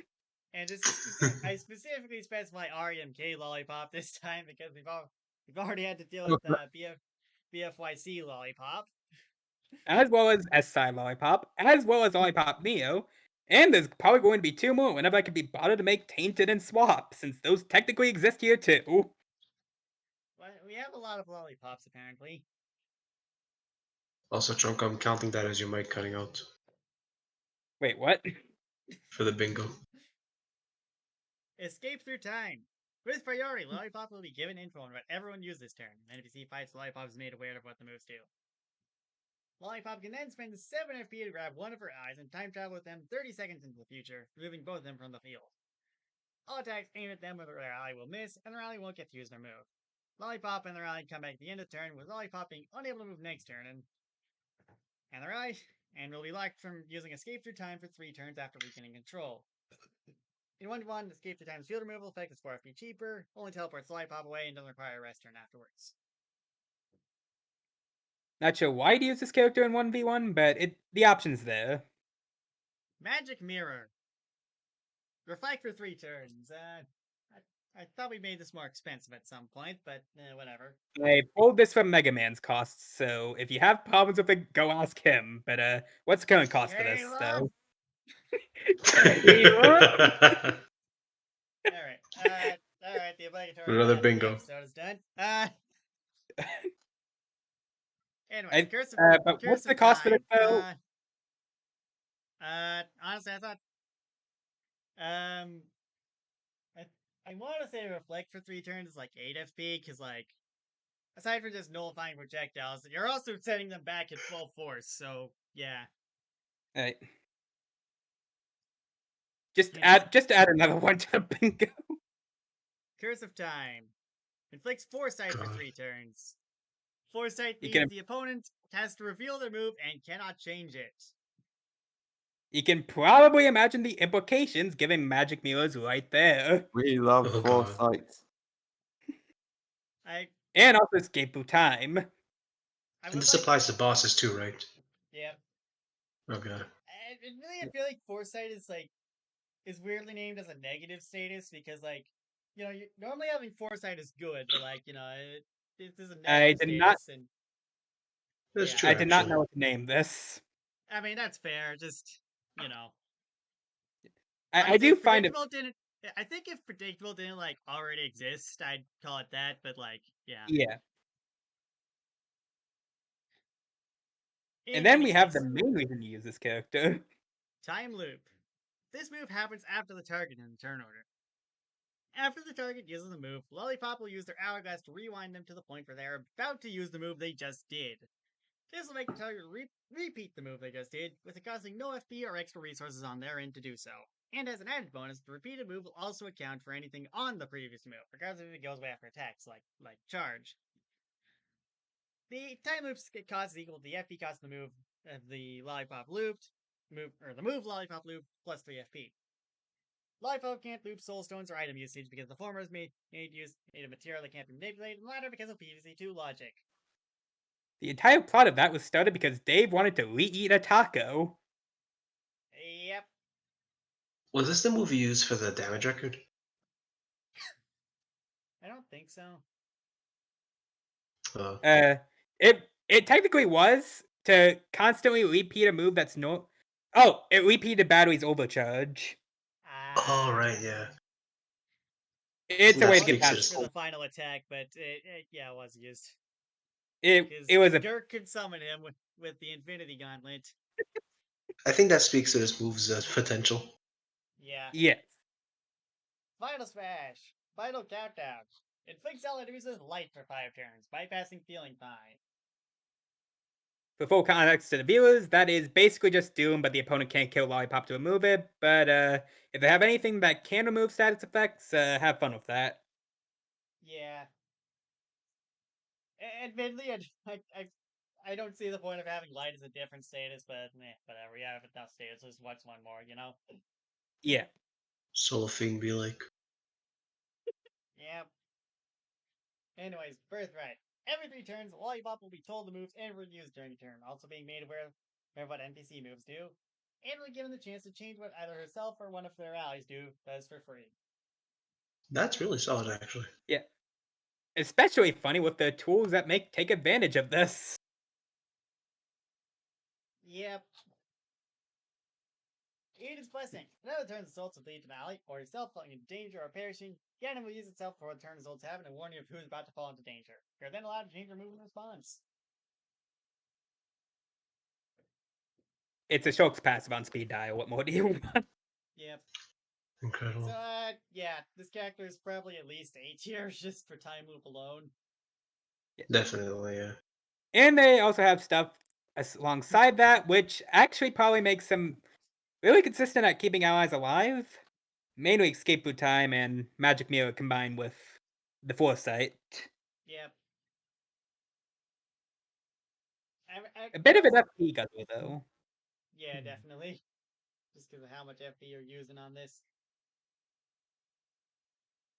Yeah.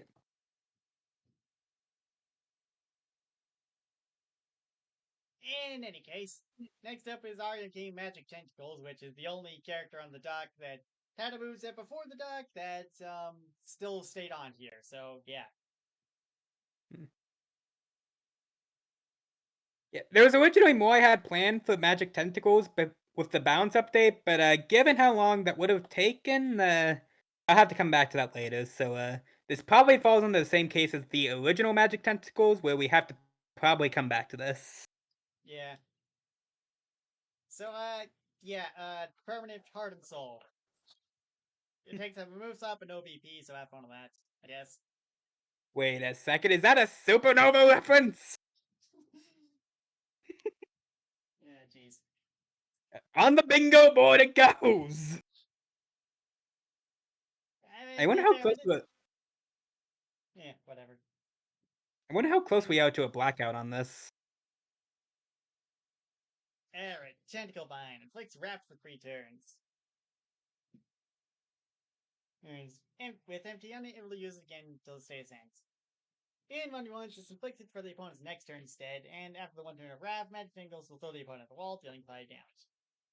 And against NPC bosses, this latches empty onto the target. Deals 3 damage to target the latch on the end of their turn, and force 3 if her FP, with the effect repeating each turn. Empty can choose when to unlatch for target, but also will automatically be removed if they take damage from the person they're attached to. Pretty solid, I'd say, because Yeah. it's like 9 damage and it'll pay for itself as long as you don't get hit. It's wrapping. What more do you want? Magic Drain. Inflicts Floral Leech for 3 turns, which is Soul Drain, but it's FP. Yeah. If they don't have FP or any interactions with FP draining moves, inflicts Soul Leech for 3 turns instead. You're getting the same stat back either way. Yep. Smite. Removes all status effects on an opponent, and with the move unable to dodge, and hitting regardless of any status effect empty has, provided the opponent doesn't have an invincibility status. The beam doesn't end, then does 4 damage to the target. I'm surprised people don't do this kind of attack more often. Yeah, I mean, removing positive statuses isn't the most common thing, but like, it's pretty good when it does happen to work. Yeah. Then you get the power attack attached to it. Yep. Friend box. MT pulls out their box of friends and grabs one of her summons from it based on a list. Some joins the final MT side until they're KO'd or recalled via the move again to summon a new ally. In that case, they're put back into the box. Until summoned again at full HP. This is as follows and starts with the fire friend before looping back around onto it after shield friend. I got 1 HP, 4 POW, 4 HP, 2 POW, 2 HP, 1 POW, 1 death, inflicts frostbite. 2 HP, 2 POW with piercing, 3 HP, 3 POW with electric damage, 3 HP, 2 POW with magnetized, or 3 HP, 2 death with magnetized, and yeah, move has a 3 turn cooldown. And There's then the at final. least some decent stuff you can pull in the box. Yep. And then the final smash. They'll guard, and then 2 turns later, they move a skewed against the targeted opponent that isn't revealed. The turn results to show them. It doesn't use that empty's turn. Pure Might. This move goes before MT doesn't move. The opponent is obliterated the sheer might of Moss and Tentacles. Deals 10 unavoidable piercing damage to target that bypasses rainbow or other invincibility statuses. And field removal. Removes all positive effects, including invincibility status effects, and also turns the status for the field if they're away from it, from the opponent, and inflicts very stoppable for 2 turns on target, bypassing Feeling Fine. It follows its original physics of double damage and double negative effect duration. The weapon here is Doubles Mafia, where Hogetsu obliterated Tim Pot with the power of Moths and Tentacle. Amazing. Anyways, Birthright. Once one of MT's friends gets KO'd in combat, they can't be resummoned. In exchange, MT can pick which friend to summon rather than going down a list. It turns the box into a Nuzlocke. Make of that what you will. Yeah. I feel like I probably wouldn't use this most of the time, but like, you know. It probably can do something. Yeah. Eden's Blessing. Doesn't heal MT, but can be healed on anyone else for 6 HP and 6 FP.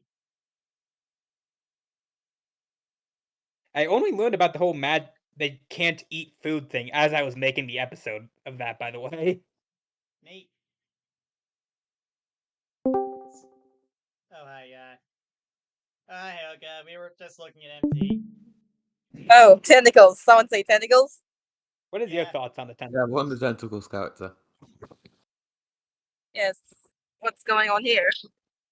Well, we just finished looking at Magic Tentacles in our IMK and are about to rank her. Move. Alright. Um, Tentacles! I'm kind of thinking B tier on this one.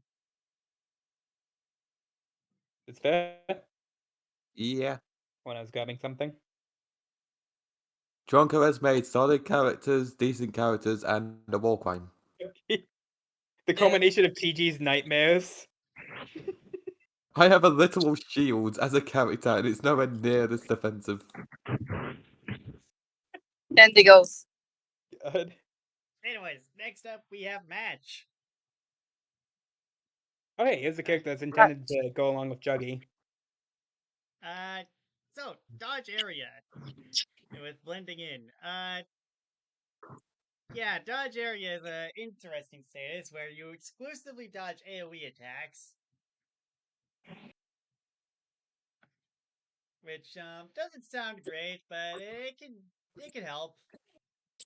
It depends on the build, but it prevents Yeah. a lot of chip, at the very least. Sounds like something that's much more useful boss fights where, like, especially when there's some, especially if you want to, like, get snipe. Yeah, I would. Yeah, I mean, obviously, in 1v1s it gives dodgy instead, which generally, I'd say on most cases, dodgy is probably better than dodge area, but like for the purposes of what this is, the dodge area does still work. Yes.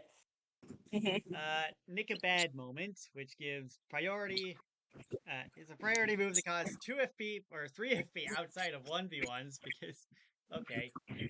Match prays to take a bat and get someone else to pray Oh, with her. that This is skips the rude. target's turn, bypassing resistances and immunity. Match loses her next turn afterwards to pray some more. This does not skip Match's next turn, and 1-1 to move walls have a 3-turn cooldown on there in exchange. You know, something I realized that if it bypasses resistances and immunities, doesn't that technically mean it bypasses boss stuff? I Oh. choose to go with that. It doesn't unless specifically specified that it will work on bosses. And if it does work on bosses, I'd have it cost a lot more than this. Well, not a Yeah, lot that's more, fair. but still. Something to come back to later, I suppose. Yeah. Mm-hmm. Lit to blaze.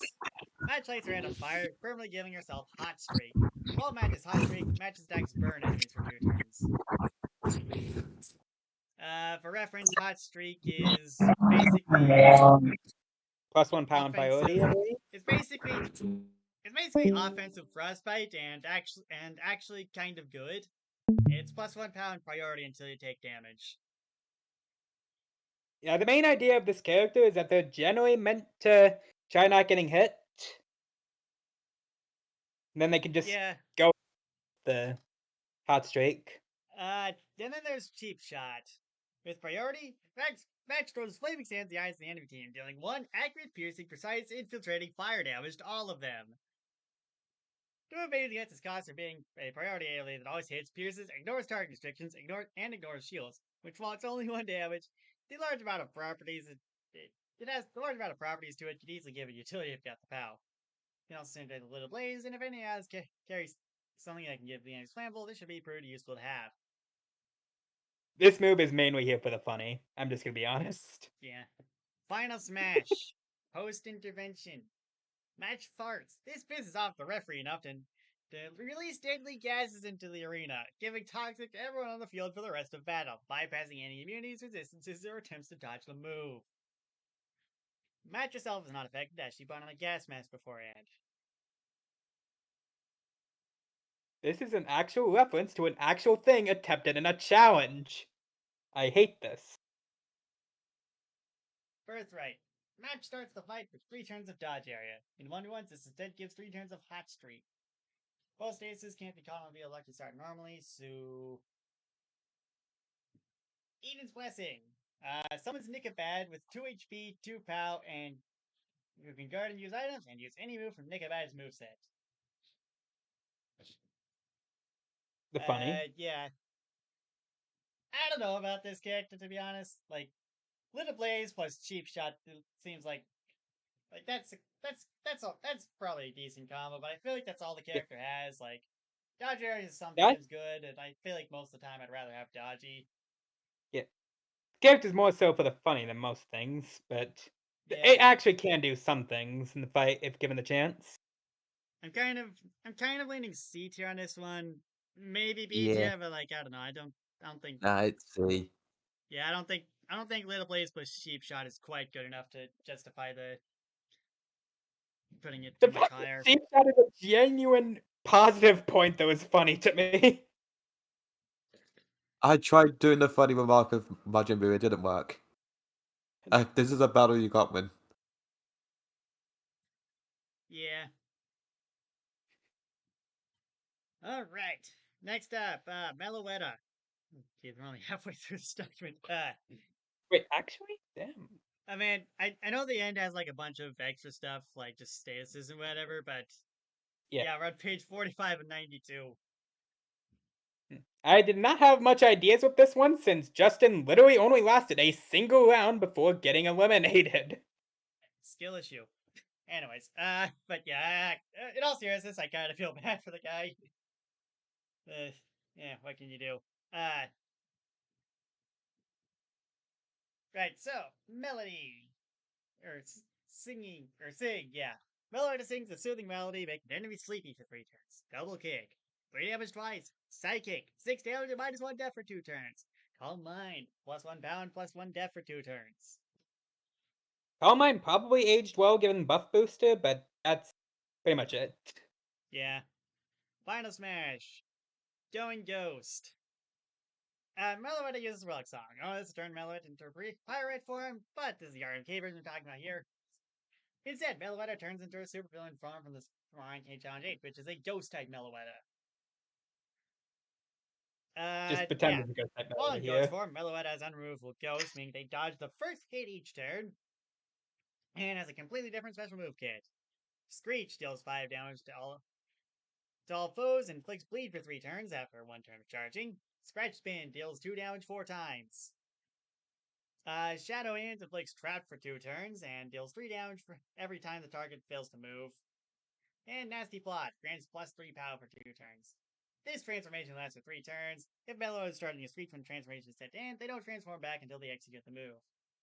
You know, I only just now noticed they have Nasty Plot and the quad attack in the same thing. Oh dear. Yeah. The simple introductory character with a quad attack.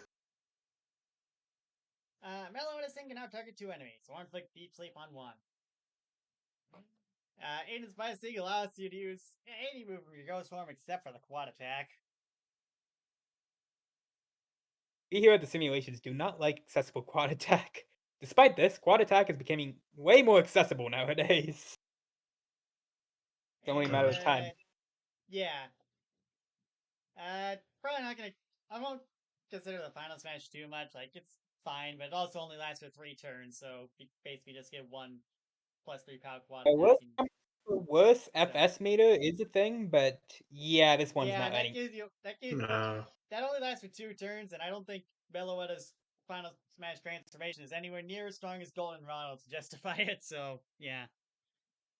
It probably says something that I forgot to look over this one while doing the patch notes. Yeah, so Just I don't know. They seem okay. I mean, I can see like. I mean, I'm leaning between B and C tier on this one. I think C.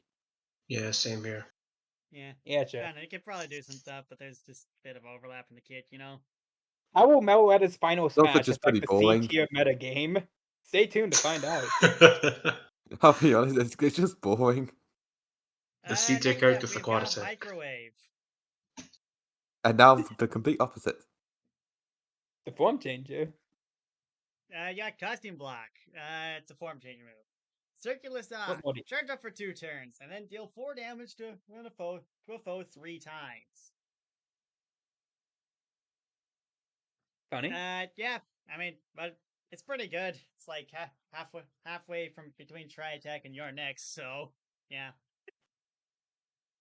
Really. And then we get the +7 charge move under it. Microwave overclocks their power. Charging cells from mid-cells gain +7 charge instantly, breaking the charge cap. However, this also grants breakdown for 3 turns, so say goodbye to 60% of your HP. Make the +7 count. Yep. You know, alternatively, if you had Axanon by your side. Anyways, in the background. Microwave gains invisible for 3 turns, but if you attack or change form, including the startup time for Circular Saw, you will lose it immediately. It's a move that you use if you're in danger. It helps. Yeah. For a Next true up, testament of how old this stock actually is, I reference fire damage as a handicap. it's really not anymore. It is funny how far we've come. Yeah. Aging Microwave. You got the constant block again, and Flame Burst, which deals 2 fire damage to the foe, and allows Microwave to move again. It can combo itself into it once, but the second use costs 6 FP and it can't be comboed afterwards. I mean, you never know when you're gonna need the pent attack. Yeah. Flare Blitz deals 10 fire damage to the foe, but also deals 4 fixed recoil to Microwave. And you can't use this move for 3 turns after use. Dehydration. Inflicts 3 turns of flammable on all foes. This Not much- originally used to be. Sorry, continue. Not much else to say here. This mainly There is benefits actually one Microwave's form moves, that and is- other allies. If other allies for some reason decide to cripple themselves adding elemental moves to their attacks, they can see great benefit from this move. Yeah, okay.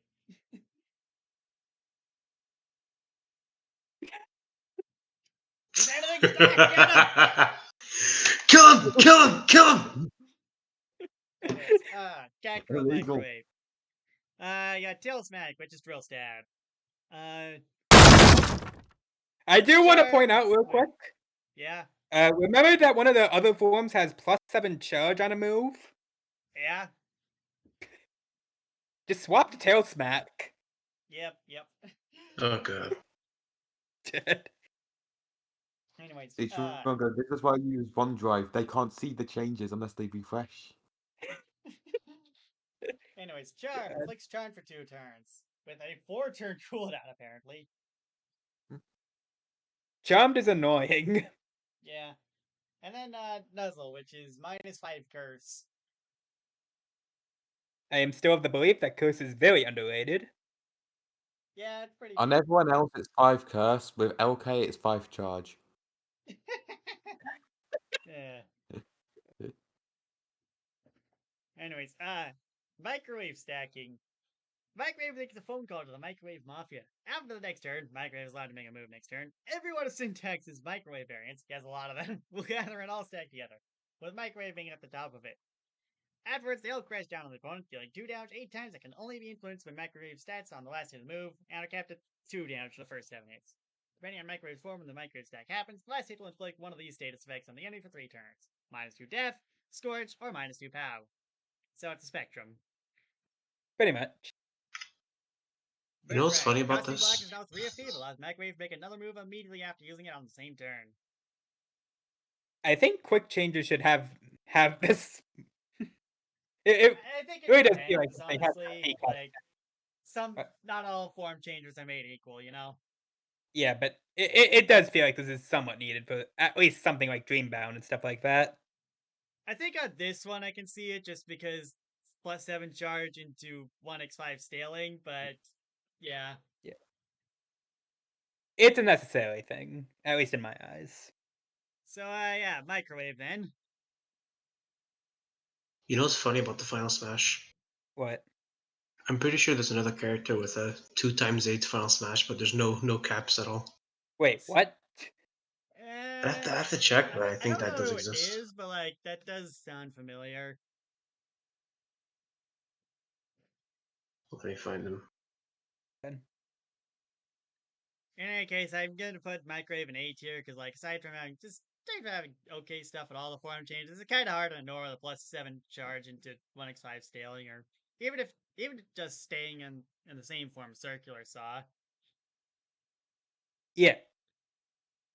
Here, Like, I found them. +7 charge on the circular saw, but as much damage as you're taking from that, I believe that's 11 plus 10 plus 9. Most things die to that. Holy shit. Yeah, jeez. Ah, Next up, we have Needle. Needle's a Pokemon trainer. So, shoutouts to yeah. Turtle. Okay. Right, so, summon a Azumarill. Needle takes up their Pokemon and throws the Azumarill onto the field. Azumarill functions as a summon, so both them and Needle attack individually. Azumarill has 10 HP, 2 power, and 0 def. They aren't affected by any of Needle's badges except ones that specifically benefit their summon. Needle can't have 2 of them at a time. If some reason use this move again, the Azumarill is recalled and can be resummoned with the same stats and items if using the move again. If Azumarill is Fucking KO'd, they're immediately species recalled cool. and this move becomes Revived, which is 10 HP, and revives Azumarill with half their max HP. It drops back to the summon afterwards. Fine. Azumarill is also immune to anything that steals or insta-kills summons, so, yeah. Needle's kind of screwed about Azumarill. Let her have this. Potion Toss. Needle comes equipped with 2 Super Potions and a Hyper Potion. When using this, they select a potion from the bag and use it on Azumarill. It heals 7 HP or 10 HP, but also be aware of the limited capacity. It's only There is, 2 Super Potions and 1 Hyper Potion, so yeah. I do notice that 1 second. Originally, if Azumarill died twice, Needle was kind of just completely screwed, so let me just, anyways. We want characters balanced mid podcast. Right, so Hitting anyways, all the bugs today. these potions are treated as in Needle's item in turn can be stolen and used like mushrooms via snag bags and move to steal items, like lawful confiscation. Equipment. Needle takes something out of their inventory and give it to Azumarill. They can only have one of these on at a time, and Needle can only use each once per battle. Needle can choose from the following: Focus Sash, Saving Grace, Leftovers, Happy Heart, Choice Band, +2 power, but Azumarill is locked into the next move they use. If they run out of FP to use it, or Azumarill is blocked from using the move, they're forced to use Struggle instead. And Heavy Duty Boots. They're no longer affected by opponent traps, i.e., anything outside of raw damage that harms you that isn't considered a status effect. I assume this Like is Stealth meant Rock. to be like the anti-land condition thing, back when those were a thing. Yes. I think there's at least enough of these for it to be somewhat considered. And land conditions are surprisingly a thing again. Yeah, but Somewhat. nowhere near as prevalent, you know? Yeah. Anyways, Stealth Rock. Deals 2 damage to a target and places down Stealth Rock on the opponent's side for 3 turns. Basically means whenever you do something, you take 1 damage, and whenever a summon comes out, they take 3 damage. Yes. They're very pointy rocks. They don't like people coming in. And Hydro Pump, which is 20 damage. That's pretty much it. It's hard to go wrong with it. It's an Oh. entire opponent's life bar. What do you want? Yeah. Birthright. Needle can now turn any of their badges into A badges during badge selection. These badges will benefit Azumarill whenever they enter the field, but not any other summons they bring, nor herself. So you This can is give interesting, actually. you could give it Azumarill a Tri Attack if you wanted. This would become very important when you actually look at its moveset. Oh, it has a Like- moveset. Restocks Needle's super potions on use, as well as gives that back a used up battle item. So, Belly Drum. Deals damage to itself equal to half its max HP, but grants +4 power for 2 turns. Power scales akin to charge stealing if Azumarill ever gets their hands on a multi-hit, or if this move is copied and used by someone else. Aqua Jet. 2 priority damage. Play rough. 4 damage and -1 power for 2 turns. Knock off. Deals 3 damage and removes the most expensive item from their opponent's inventory, or the oldest item if they have no shop items, be it from a move or they used or something they brought in. It's a simple enough kit, but the 2-on-1 helps. Yep. Right, so basically this comes down to how much we think. Because like Needle's kit is pretty bare bones. It's basically exclusively there to support Azumarill, and Azumarill's kit is pretty bare bones. So it basically just comes down to how much we think Needle to pretty okay movesets versus one good moveset would be, you know? B Yeah. for bare bones. The only thing here Yeah, that B really for strikes me is the +4 power, honestly. Yeah, but also the HP penalty might suck. It And it's kind of it's crazy too. accurate. Okay, but hear me out. Choice band belly drum. Yo! uh, anyways, yeah, I'll put him in B tier. Yeah, fair. This is a character, alright. Yeah, I like the idea at the very least. Yeah. Once again, I had fun with these. Next up, Noet Guard. All right, priority. With Valiant Guard. Priority. Noet Guard jumps in front of one of his allies and takes all the hostile moves that directed towards him that turn. If Noet Guard has build-up / super build-up equipped, this move will cost 1 FP more for each build-up badge equipped. But Noet will get the amount of build-up stacks you get from using build-up / super build-up after they jump in front of the ally. So remember what I said about Deputy Drum's disease hammer earlier? Oh Yeah, god. I mean, honestly, I feel like this is a pretty. I mean, considering that you're only spending 1 FP more, this is probably one of the better uses for build-up since Yeah. yeah, since you're already going to be tanking a move. And like, if the opponent doesn't hit you, you just keep the build up, you know? Yeah. So yeah. All it took was slapping build up onto a completely unrelated move, and we finally got something to do with it. Mighty Shield. 5 HP, 1 def shield. Yeah. Blueberry and Shield. Nice. Good. Dive Bomb. Noah guards first flies into disguise, gaining airborne and misfire bypass and feeling fine until the attack concludes. After one turn, Noah guards attempts to crash down into their target, dealing 12 piercing damage to whoever they hit. If airborne is removed before the dive bomb is executed, the attack is cancelled, and the attack has negative priority on the turn it's meant to hit. But Quick dive. Lift will not affect this move. The move sounds very frightening at first, but one good look at Misfire would make it apparent there's an easy way around it. So, let's take one good look at Misfire then. It's down here somewhere, I'm sure. If the target has any statuses that change the amount of damage they take, your attacks will miss. In NPCs fights, if there's more than one opponent, the ref will instead decide your target. It will Yeah, obliterate a player up piranha opponent plant. doesn't have def up or anything. Or even a def down. Yeah. It's an all or nothing thing. Yeah. This will really fuck up the pure power of people. Yeah, honestly, I think this is. Pure badges are I'd fucked. say on average, this is probably a pretty solid move. Like, I feel like def up statuses aren't the most common thing, and like, even if. Yeah. And like.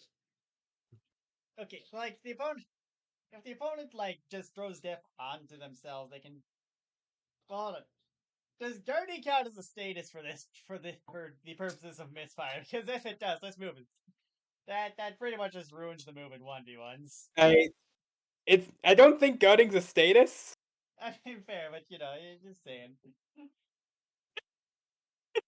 Finally, a use for guarding.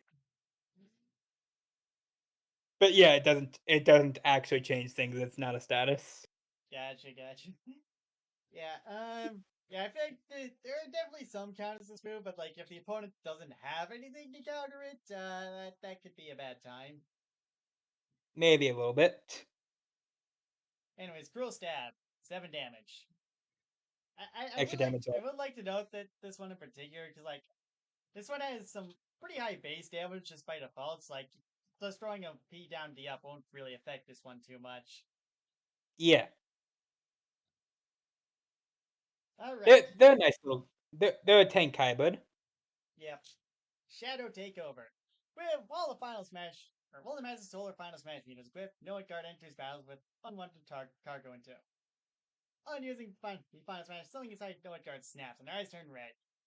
B takes over Noah Guard's body for the rest of the fight of 3 turns, depending on what you brought. While B is in control, Noah Guard's kid hand is upgraded to better fit the guy in control. Valiant Guards are replaced with Dark Energy, costing 3 FP, which gives Noah Guard a mini crit charge. Every build-up badge equipped instead increases the cost by 1, but gives 2 strike charge per badge equipped.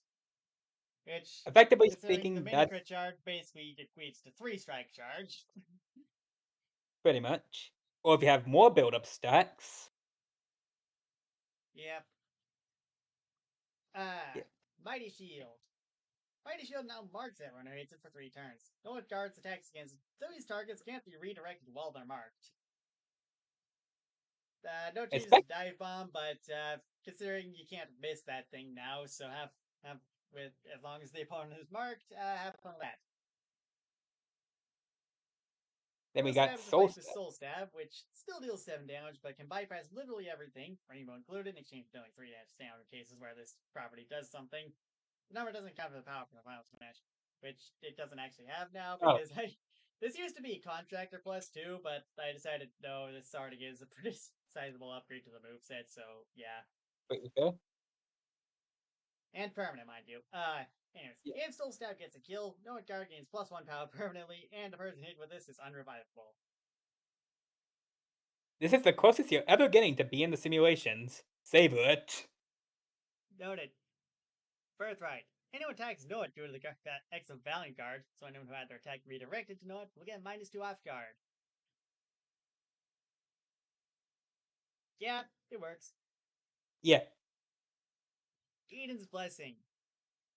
Can only be on the Noah Guard, but heals for 5 HP and grants 5 stacks of build-up. Yeah. Cool. I mean, it does stuff. I'll be Yeah. honest, with Cruel Stab being so consistent, I don't think I'd ever want to use Dive Bomb unless I really wanted to dodge a specific attack. I mean, you can't argue with the airborne sometimes. Because it's for the entire Airborne is attack. good, but like, when you use it, you don't really know what you're gonna dodge.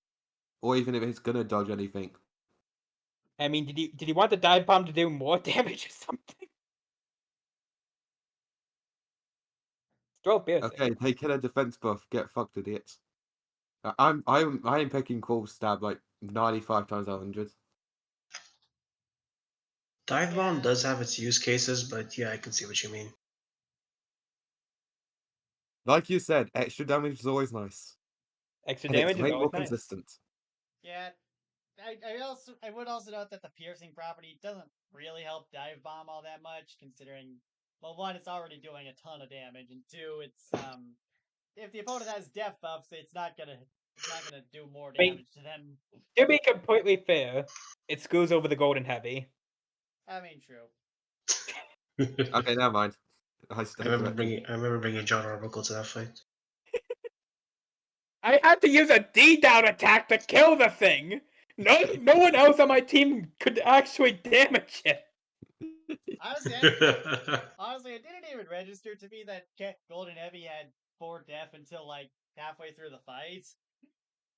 Incredible. I was using Captain Falcon, who was just doing high damage and Knee of Justice, which is piercing. So yeah. Anyways, yeah. Not guard. I'm thinking probably B tier. Yeah. Sounds fair. It is I love funny its given the sacrifice. final smash, so go ahead. That is solid. But nothing more. Next up, we've got Pillow. Had a bit more fun with this character, but Abyss actually liked the kit, so it got boss compatibility recently. Cool. Sleepy for 3 turns or tired for 3 turns. Can also inflict deep sleep if you really want to. Always nice. Stun Smack. Deals 2 damage. If the opponent has or had any immobilization status on them the turn this is used, the attack deals 2 more damage plus additional 2 damage after the first bonus the opponent had 2 different immobilization statuses, or if the status was sleepy, deep sleep, or nightmare. It also does the full 6 damage against people with tired. Yeah, it works. It could be cheap in Mega Attack if you need it. Nightmare Essence. Pillar creates an orb of concentrated nightmare energy and throws it at the opponent. This deals 1 piercing damage and then removes all positive statuses from the enemy. The enemy has no positive status effects, since it inflicts compromise for 3 turns.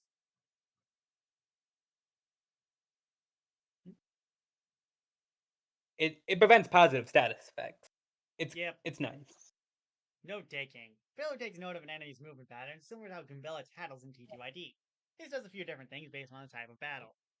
PvP inflicts Foresight for 2 turns. In Free For All, she puts some extra brain power in and can see what every opponent is doing. This Phil can be given the results return and can spend 2 extra FP to change or move for the turn accordingly. And in pit battles, sees for It's a max battle. HP, POW, and F, as well as the general game plan of the enemy. For free, mind you.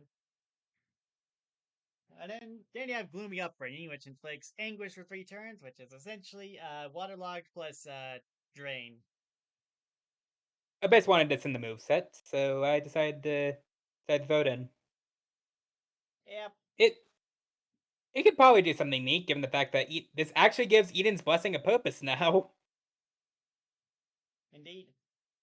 Final Smash.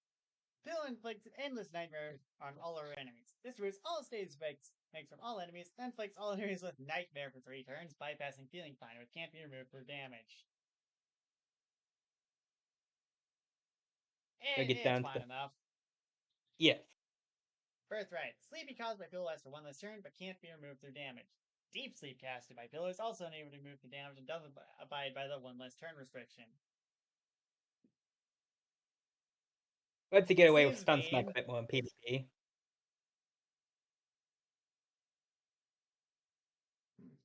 Anyways, Acid Sample.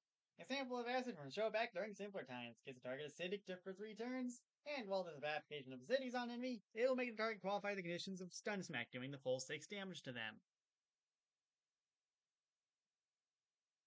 Especially funny with Anguish, since this basically makes Gloomy Upbringing cost 3 if you can get it on there.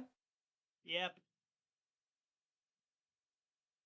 So, It's not the most impressive thing, but I do think that the boss compatibility at least puts the kid in a better spot than it was originally. yeah. And, Tired might be overpriced at 7, but, I think, honestly, I feel like some bosses would still be worth doing, just because half damage can be nasty.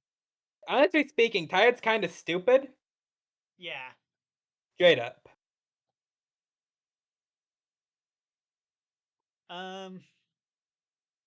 Question is, where does that put Pillow, though? Because,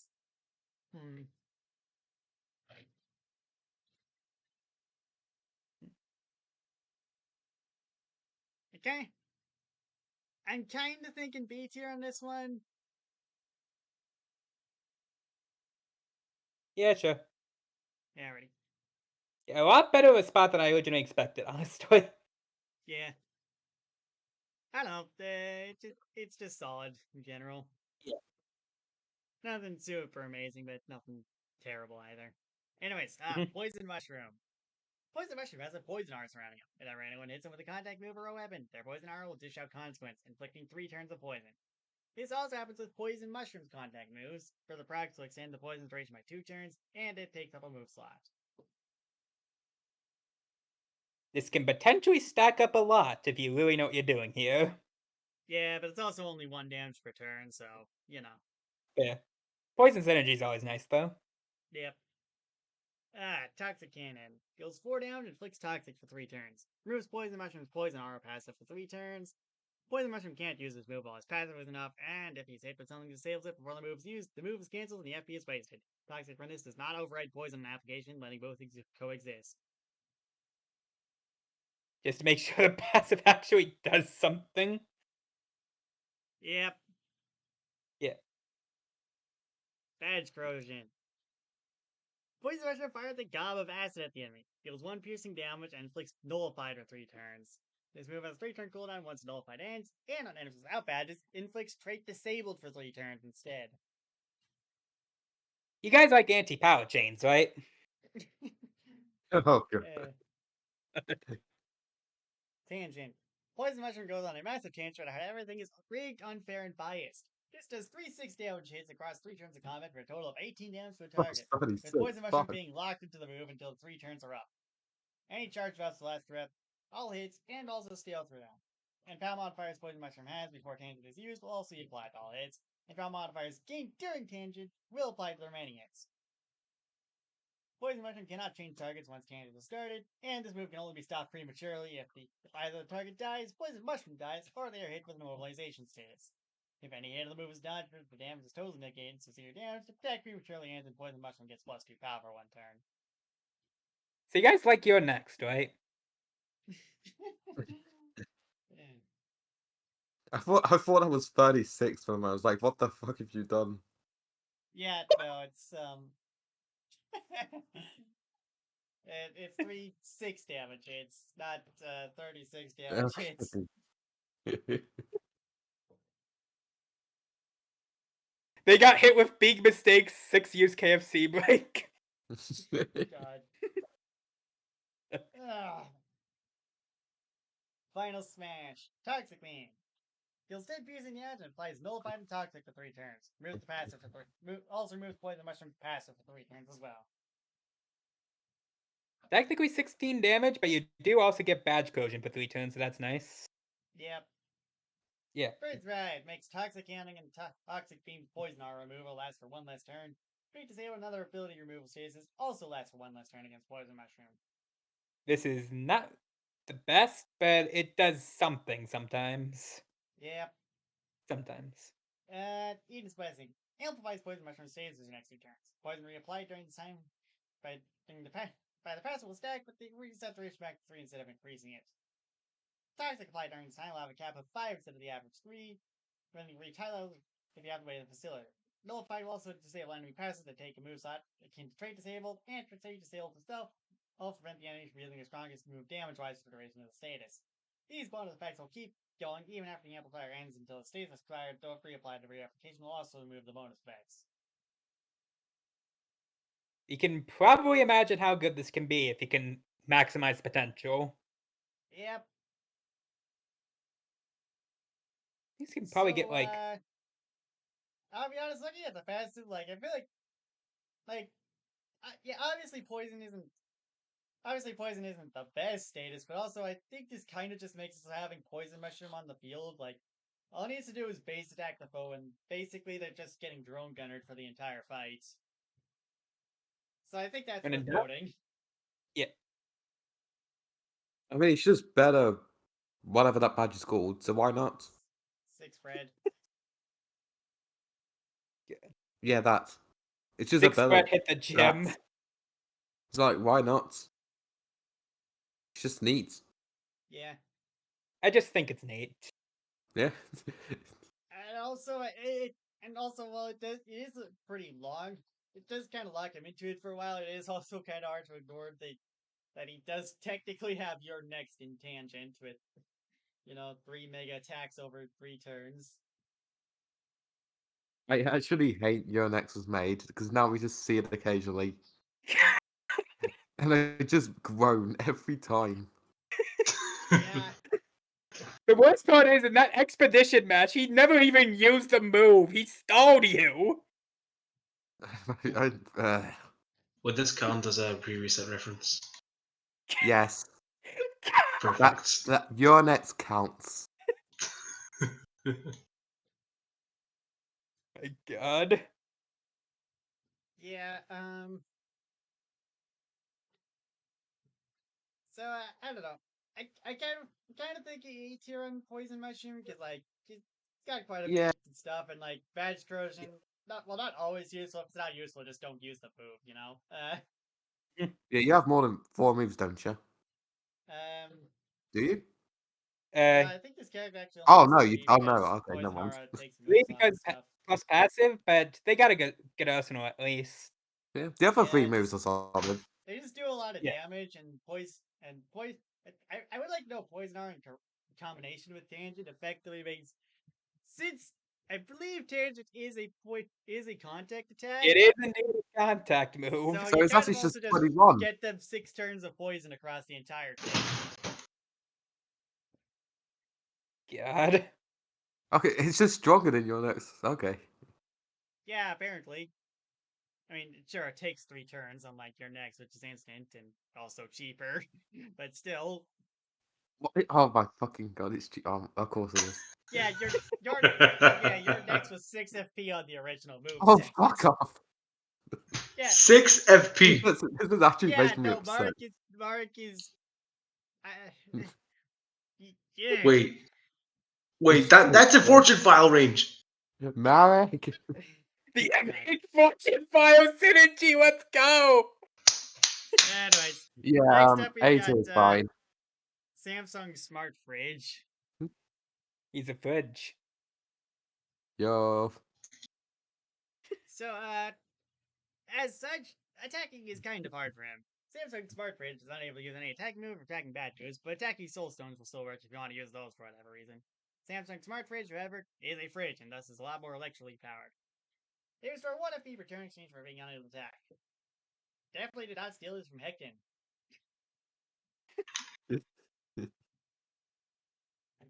Power Well, Siphon, wants to plus be 3 me charge to an sometimes. ally.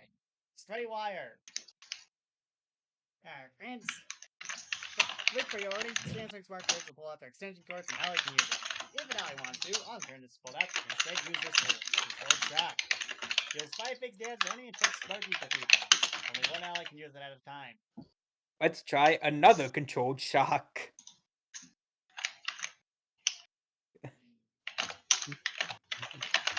Frosty Wings. Inflicts Frozen for 2 turns.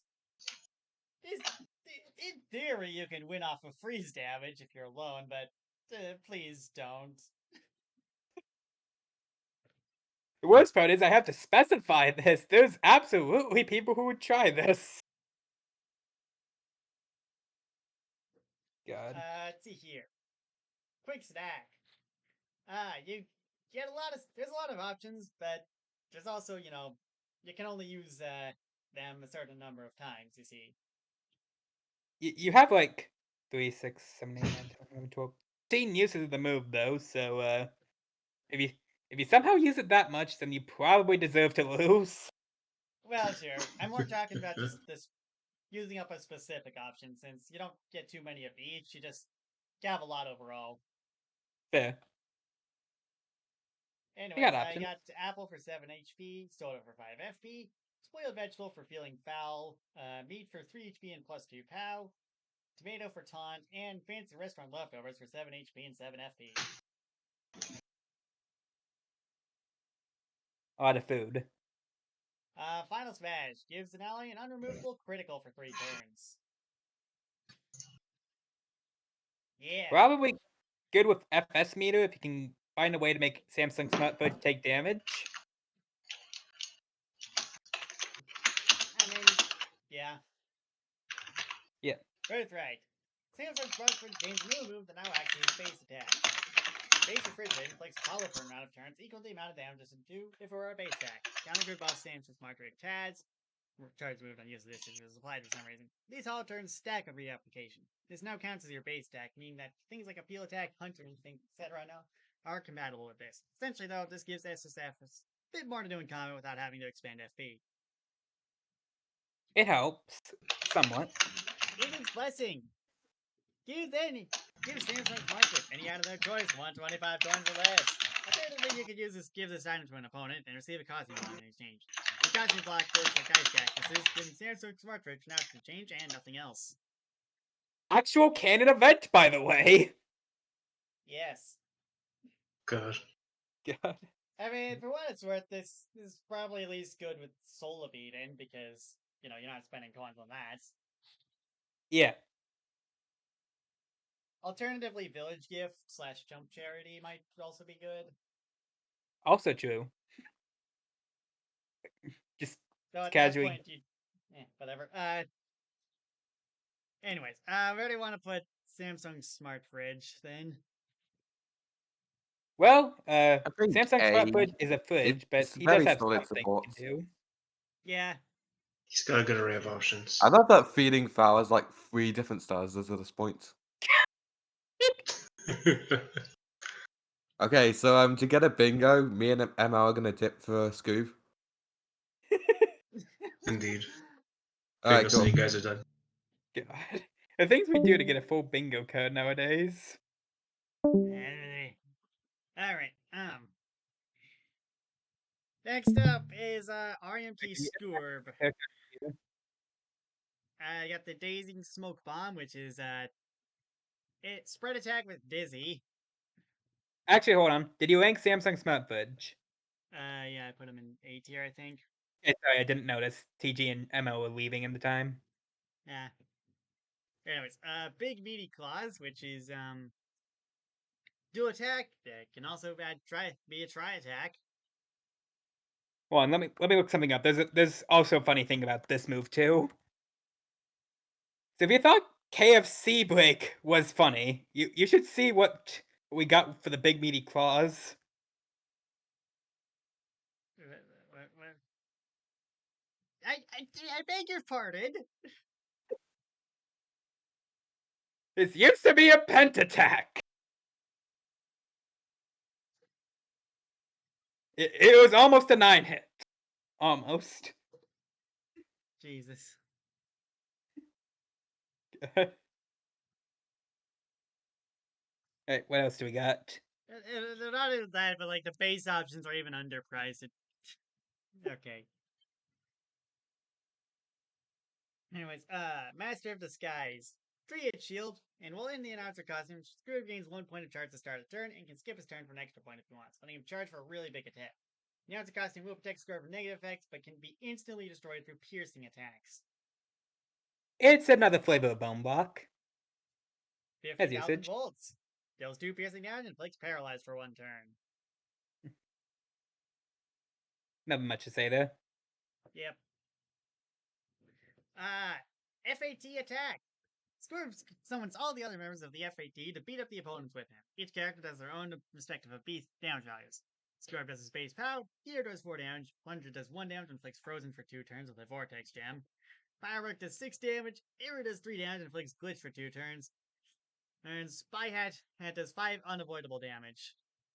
Scourge can divvy out who hits whom to however he pleases. As well as empty entities though, the FAT isn't affected by Scourge's badge stasis.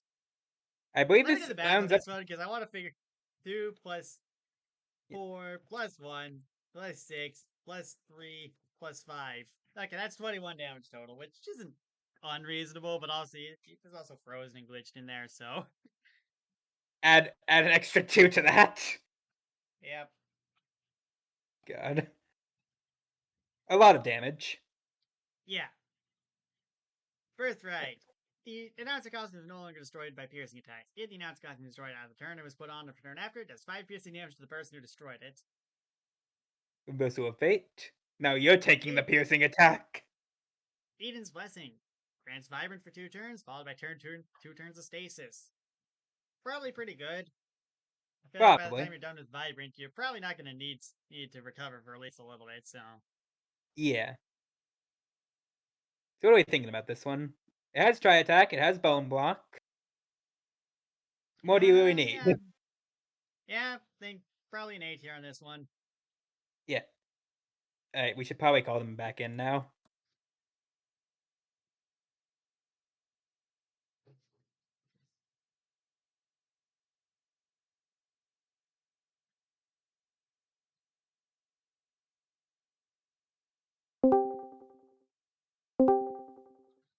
Bingo! Alrighty. Wait, we can get a bingo on the other card too, I think. Oh, wait. Yeah, that was the bingo for both of them. Wait, it was for both? Yeah. God. I didn't even notice. Nice. Yeah. It's We actually did it. perfect. We did it, chat. I think we Next could up, get we another have bingo. Spongy from Revolt and Magic Kingdom. Alright, this is the Mega Magnetized user. Team cover. Knight of Feed grants Spongy immune and Mega Magnetized for 3 turns. I feel like where Mega Magnetized makes all attacks force at you, and all hits of multi-target moves will also be forced to aim at you. This means yeah. average spread attack will turn into a quad attack against you, but such is life. Yeah. I feel The it's die worth mentioning instant button. that the game I pulled this move from, you could use this free of charge. Jesus Christ. Next up, battering ram. Spongy dons some wheels from RNK Challenge 8 and rolls into the opponent, dealing 3 damage. Power of this move can be increased depending on how much allies give up their turn to assist with the move to roll Spongy into the opponent like a battering ram. With just Spongy, you get 3 damage. With 1 person out, you get 6 damage, 2 people get 10 damage, and with 3 people get 15 damage. With everyone helping Spongy with this move, you can dish out a lot of punishment, but be aware it gives up his ally's turn to do so. Summons cannot give up their turn to help push Spongy. I'm pretty sure somebody tried that actually. Yeah. Ruby learned the hard way. Shame. Anyways, Quick Harden. Priority. Gain stone for the rest of the turn. Can't move the turn after using this move, and can't use this move for 2 turns after being able to move again. Considering team cover is right there, you can probably guess the use case. Just shut the enemy up for a turn. Go on break. Yep. You should Spongy- give Spongy asphyxiation to match with Rimk. Molten Tar. Spongy drops the fat of Molten Tar in front of either himself or one of his allies. Whenever someone attempts to attack them with a contact move, they'll take 2 unavoidable damage. Wait a second. Will be inflicted with burn and speed down for 2 turns, and the power of the attack used on the person with the tar will have reduced by 1, or 2 if it does 8 or more damage. Is that a foghorn I missed? Yep. Oh god. Oh no. I already put that if I missed anything in the patch notes, it would be covered. This is technically approved. Anyways, Final Smash. Spongy calls in some fighter jets piloted by members of his alliance at the original battle from Magic Kingdom. I can't think of on the spot, but I recall that he had one. All of them drop bombs on the enemy team, dealing 10 piercing damage to all foes. It's an AoE. What more Yeah. do you want? What Birthright. extra Quick Hearted episode now. did Always Spongy goes have first and fighting doesn't yet? make Spongy lose his turn afterwards. It still has a 2-turn cooldown though. The priority heck you button. If you plan to use the move a lot, then yeah, I think this is good. Yeah. Eden's Blessing. After using the next person to attack, Spongy will have all their statuses inverted in accordance with Pencel's inversion spreadsheet. Yeah, I feel it's Works. worth noting before we actually get to the ranking. You say that match having precise on the AoE doesn't matter for anything, right? It matters for Mega Magnetized. Okay, but like, Spongy is like the one character with Mega Magnetized that's not on the Final Smash. I mean, completely fair, but I'm just to point it out. Yeah. And like, even so, it's 1 damage, you know? I don't know. They could be running Peril or something, okay? Anyways. Mega magnetized power strats. I think that Dear person needs to go God. to a mental hospital. God. Okay, Anyways, Ace, so, where do we want to put Spongy? I think It Depends A. on comes down to how good we Mega think Mega Magnetized is, because that's the main thing you're using. Very, very good. Getting immune on top of that as well. Okay. You sap some defense and then you roll. And now what? Yeah. Like your team just sets up for free and steamrolls. Alternatively, Yeah. the battle ram. Yeah, I'll throw him an A tier then. And if anything, A is generous for that one move. Yeah. Main thought is that, Spongy. It is possible that Spongy just eats shit and dies after using team cover. Mega Magnetized is like that. It's the blast guy status. What more do you want? Anyways, next up is Sword. They summon swords. Sword! Metal Mancing. Summons a sword with 1 HP, 1 pound, 1 def. The sword can attack and guard, and hits twice with their base attack. Sword or any of his other teammates can use a turn, as well as the sword, to perform a dual attack on an enemy for free. The sword is immune to states of X, both positive and negative, and sword can have 3 swords out max. The Same little reminiscence guy, of RC bullets. maybe. Oh. Wait. Oh, Emma's Wi-Fi went out.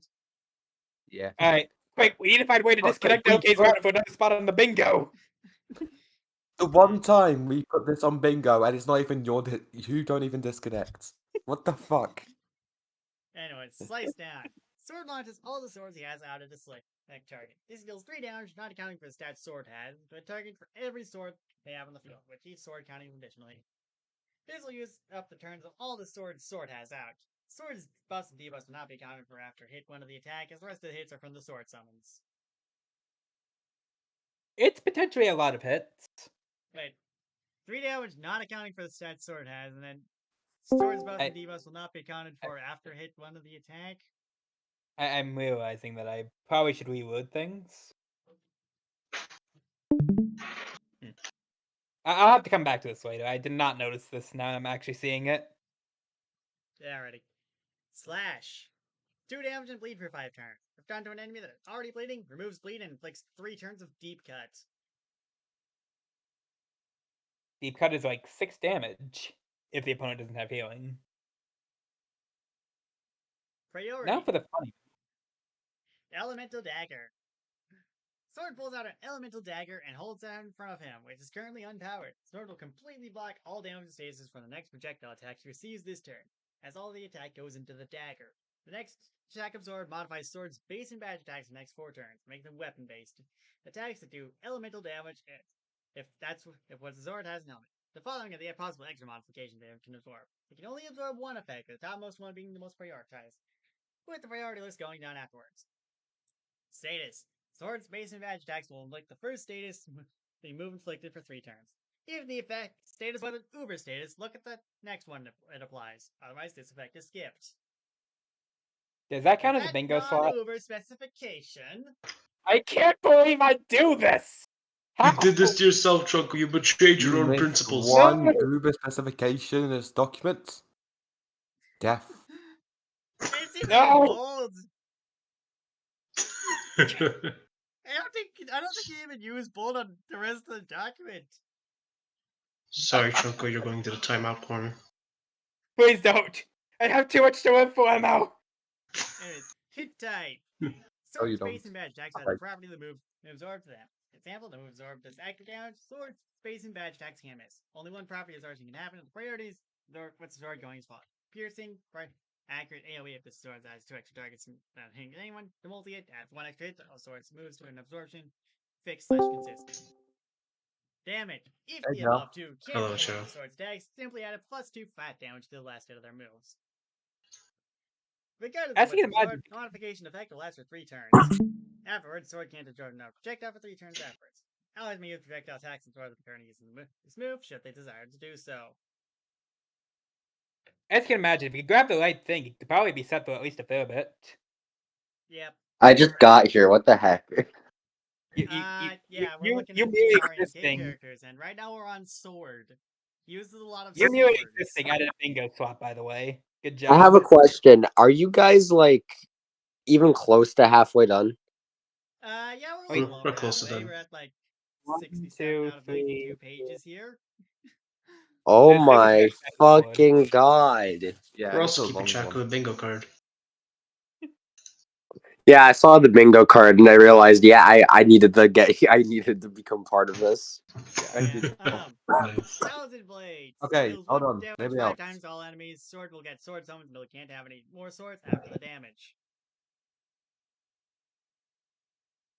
It's fine. Yeah, it's fine enough. It's a pent attack. Birthright. Yeah. Sword cap is increased to 5. While 2 or less swords out, all swords get +1 death. 2 death is usually the range where the opponent will have to actually start expending specials to get rid of them, so reaching that range is always nice. Yep. Eden's Blessing. This spawns 2 swords on the spot. Sword really likes swords. Yep. I wonder why. Swords. So, Good. Yeah, that's like 6 Yeah. characters left. Yeah. Yeah, we're getting close to the end. Yeah. Next up Also, is like, the land condition if we throw character. Juggy we and still need Ban, to, we that's still enough need to one. rank sword. I think Right. B. Yeah, that seems fair. Thermometer. Oh no. Oh, the run conditions. Oh no. Oh, why did I have Land to come conditions. here? Land conditions jump scare. It's time for Thermometer weather uses their weather conditions. manipulating abilities to shift the condition of the battlefield to something of their choosing. Yes, we're going there. Thermometer selects one of the below weathers to affect the battle for the next 5 turns.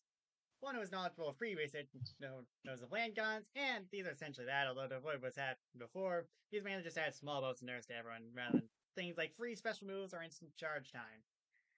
Also, if people dare to recreate the ice rink incident again, I will turn this car around. God.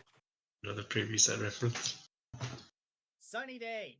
Everyone has +1 POW. Ice/water attacks ignore the POW buff and have -1 POW attack instead. I can't talk.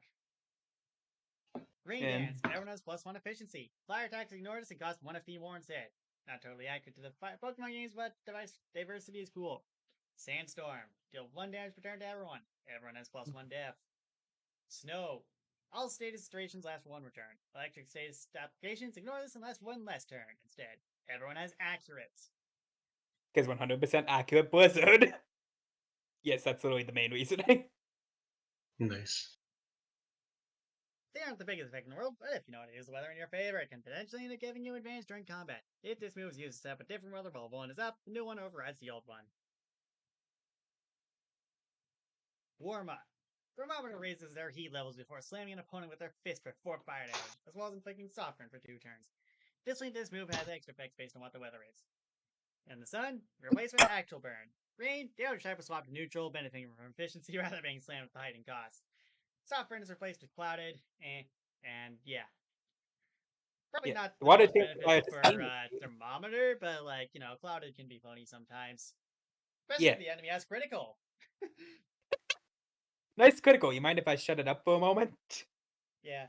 I want to use clouded more, but it is a little tricky to use. Yeah. Anyways, It's a sand. funny one, though. Attack is now piercing. Softener is replaced with magma light for 2 turns, which is magma but it deals 1 damage instead of 2. The stupid name was me mainly thinking this wouldn't end up on the status list. It's on the status list. Womp womp. Trunko facing the You consequences gotta of his own do it. actions. Trunko when there are consequences. I can't believe this. Where'd you get that? That's Yeah, so like good. 10 minutes ago. Or like 5 minutes ago. Oh, God, no. The icon Alright. sells it for me. Cooldown. Thermometer inflicts the air around the opponent to hit Sub-Zero Oh, temperatures, you actually inflicting added freeze it. for 2 turns. Yeah. Additionally, this move has extra effects based on what the weather is. Sun inflicts 4 turns of waterlogged instead of freeze. Rain deals 3 ice damage before the freeze. Sand causes a sand whirlwind around the target, which inflicts 4 turns of dizzy right instead. And snow inflicts permafrost instead of frozen, but only for 1 turn. Considering It's permafrost turns into slow, yeah, it's definitely an upgrade. have fun with that. That is solid, yeah. Mercury gun. Fires a glob of mercury at the enemy with this trust-free molten mercury gun, dealing 3 damage to the target and removing 1 positive effect they have of Thermometer's choice. It's status removal. Yep. Nice. Final smash. Using the power of the Master Soul, Thermometer forecasts all of the weathers at once, setting up Omni Weather for 5 turns. Everyone gains +5, +1 POW, +1 efficiency, +1 def, and accurate, but I'll take 2 damage per turn. I realize now this probably changes giving Snow's effect. Yeah, I think the +1 POW and +1 def kind of cancel each other out, except for piercing attacks. Oh, well, what do you know? I think he has one of these. Yeah. While Omni Weather's up his Final Smash, Thermometer is immune to the damage return and can use any effective heat up or cooldown of his choice. Additionally, Thermometer's attacks ignore the enemy's def. It's probably not the best Final Smash, but imagine the mental image for a moment. Yeah. Dear God. But Alright. I should probably update this given that Snow's effect changed, if you don't mind real quick. Yeah, sure. I think there was +1 STS. Yeah.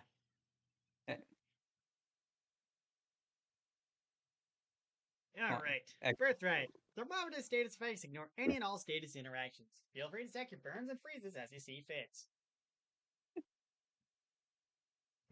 It lets you actually combine the two moves. What more do you Yeah. want?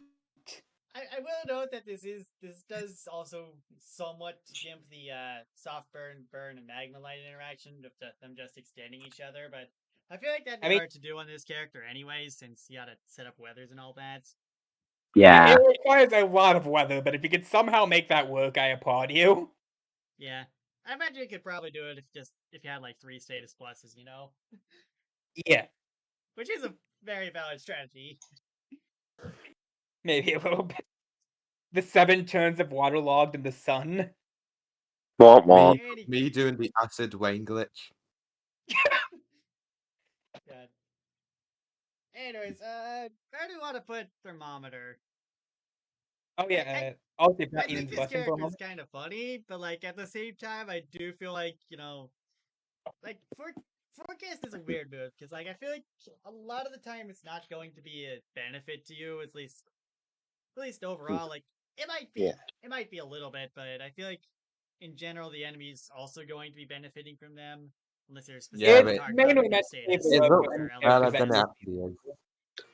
B tier, I However, think, because they're like versatile support, but like versatile is not being used in a strong way here. yeah. Like, it can do a bunch of stuff, yeah, but none of it is really good. Yeah, but I they think there's can a point do about a that. bunch of stuff. Yeah. One funny note is that with the advent of Pixcapa's weather setters, I think thermometer loops back around to being somewhat relevant depending on their kits. God. Also, we briefly interrupt this broad balance podcast session to bring you. I just found Ipecac as the lost, and I'm going to take it, and you can't stop me. Good When luck. Chao dies, Lucas will be blamed for this loss. No particular reason, we just need an extra bingo slot. Anyways, RMK Toad Wii Remote. This character Yeah, gets brought up a lot. this character uses accurate attacks. Funny. Hey, this Yo. guy once. Everything is Yeah. accurate. Round of tennis. 5 accurate damage that can't be redirected. Technically, there's a property for that now. I guess it's not. I guess that's precise damage now, huh? Baseball beatdown. Praise for 3 turns, so double damage base attacks. Always fun. Boxing block. Deals 5 accurate. It's priority counter that deals 5 accurate damage to the first contact or weapon attacker. It also negates the attack. Yeah. Mm-hmm. And then charge for 4 accurate damage to an entire enemy team. Yep. Yeah. Final Smash. Special guest star. Toad Remote summons Poofeasure to the system in combat. Poofeasure has 10 HP, 3 POWs, 0 def, and can use Toad Remote's moves using the FP PWR is gathered. Poofeasure is an immune to ally destroying or stealing effects. Special moves used by him, taking into account the extra POW he has over base Toad Remote, so they do +1 damage. I feel like it's worth noting, unrelated to the character ranking, the fledgling upgrades lets this guy throw Toad Wii Remote. Make of that what you will. God. Birthright. His base and badge attacks now do accurate damage. Just in case the opponent thought they had it in the clear with the praise stuff. Eden's Blessing gives Toad Wii Remote tool assistant for 3 turns. With the Wii Motion Plus. Just in case the opponent thought they could hide behind the summons and be fine. I'm looking at you, Ceramic Bloony. So, I mean, as fun as accurate damage is, I don't think it necessarily makes for an amazing character. I think this probably works out to be C tier, a la Hammer Bro. Man. That's fair. It's a character I like a lot, but yeah, I can't argue with it.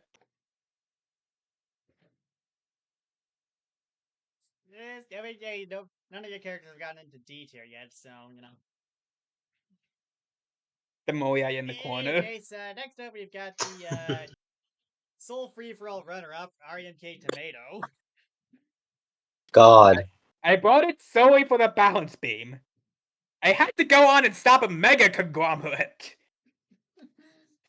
Yeah. Shunko bringing down a mega corporation to make everyone bow. One First of the up, funniest DDoS. screenshots is me Spread telling attack with Drunko speed asking the down. DDoS Raven. I want to point out that I had to, when I got back to Discord one day, TT was just asking me if I could DDoS Leon. That was on my notifications. Yeah. Yeah. It was fun to watch. The things I come back to sometimes, though. Let me just quickly bring this back up here.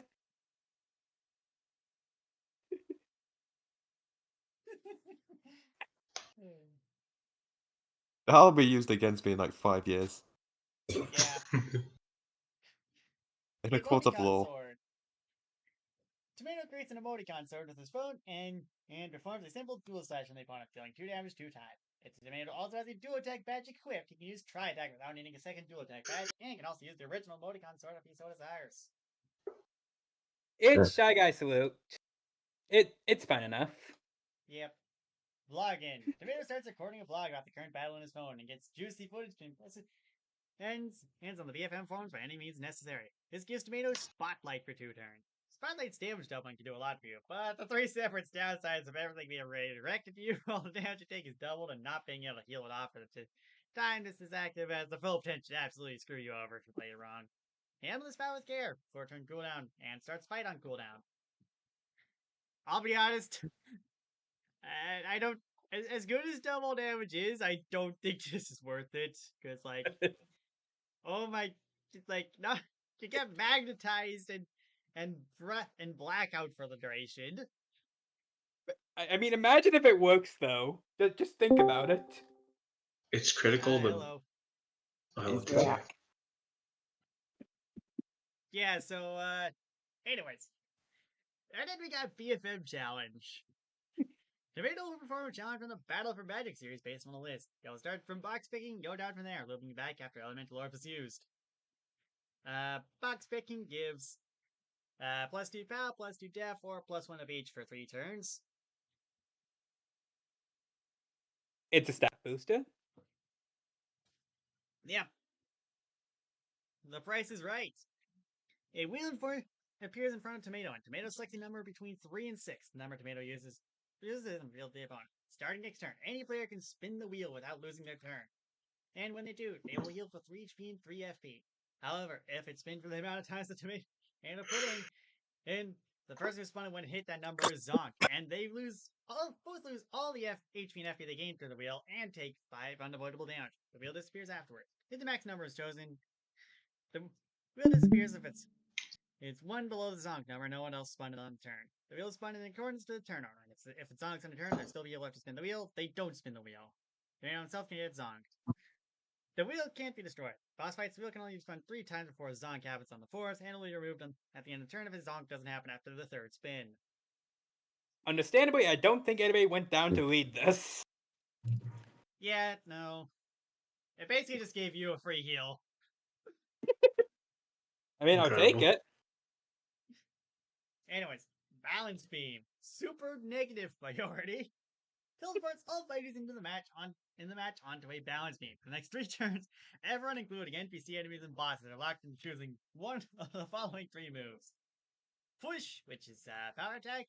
Block, which is priority and pushes you against you this turn, deals 0 damage, and only use 1 balance beam. And counter.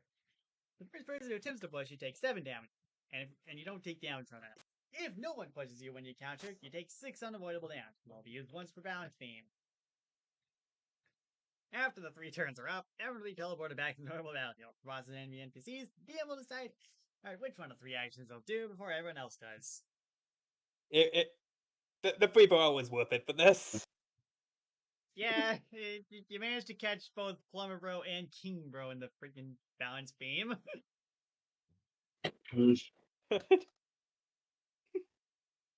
I'm characters on the left Elizabeth being died on the next to balance three beam. characters on- I feel that that's worth pointing out.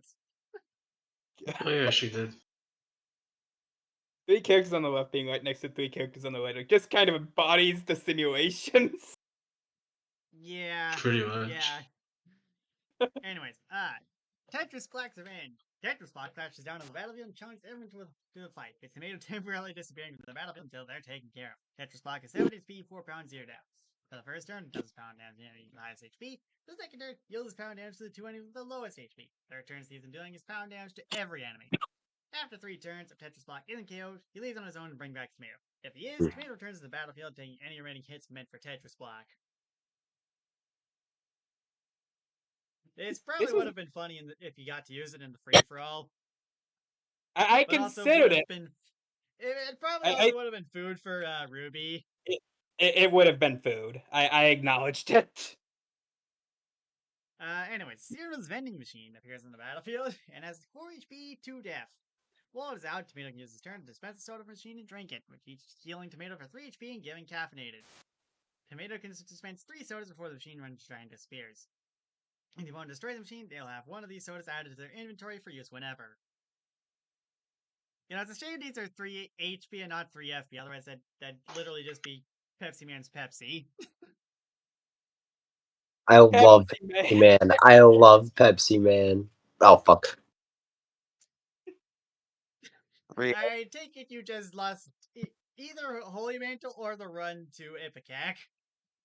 I did not lose Holy Mantle or the run, but there are spiders. Oh no. A giant enemy spider. Yeah. For the record, I also have Lodestone now and Ocular Rift, so take that. How you where? I think I think something I'm might still have alive. happened. Still alive. I'm an empath. God. Anyways, music journey. Inflicts dancing for 2 turns, and on Oh, enemy enemies, my it God. pauses and makes a maze for 4 turns. They select some good music. They will do very well in this music tournament. Yeah.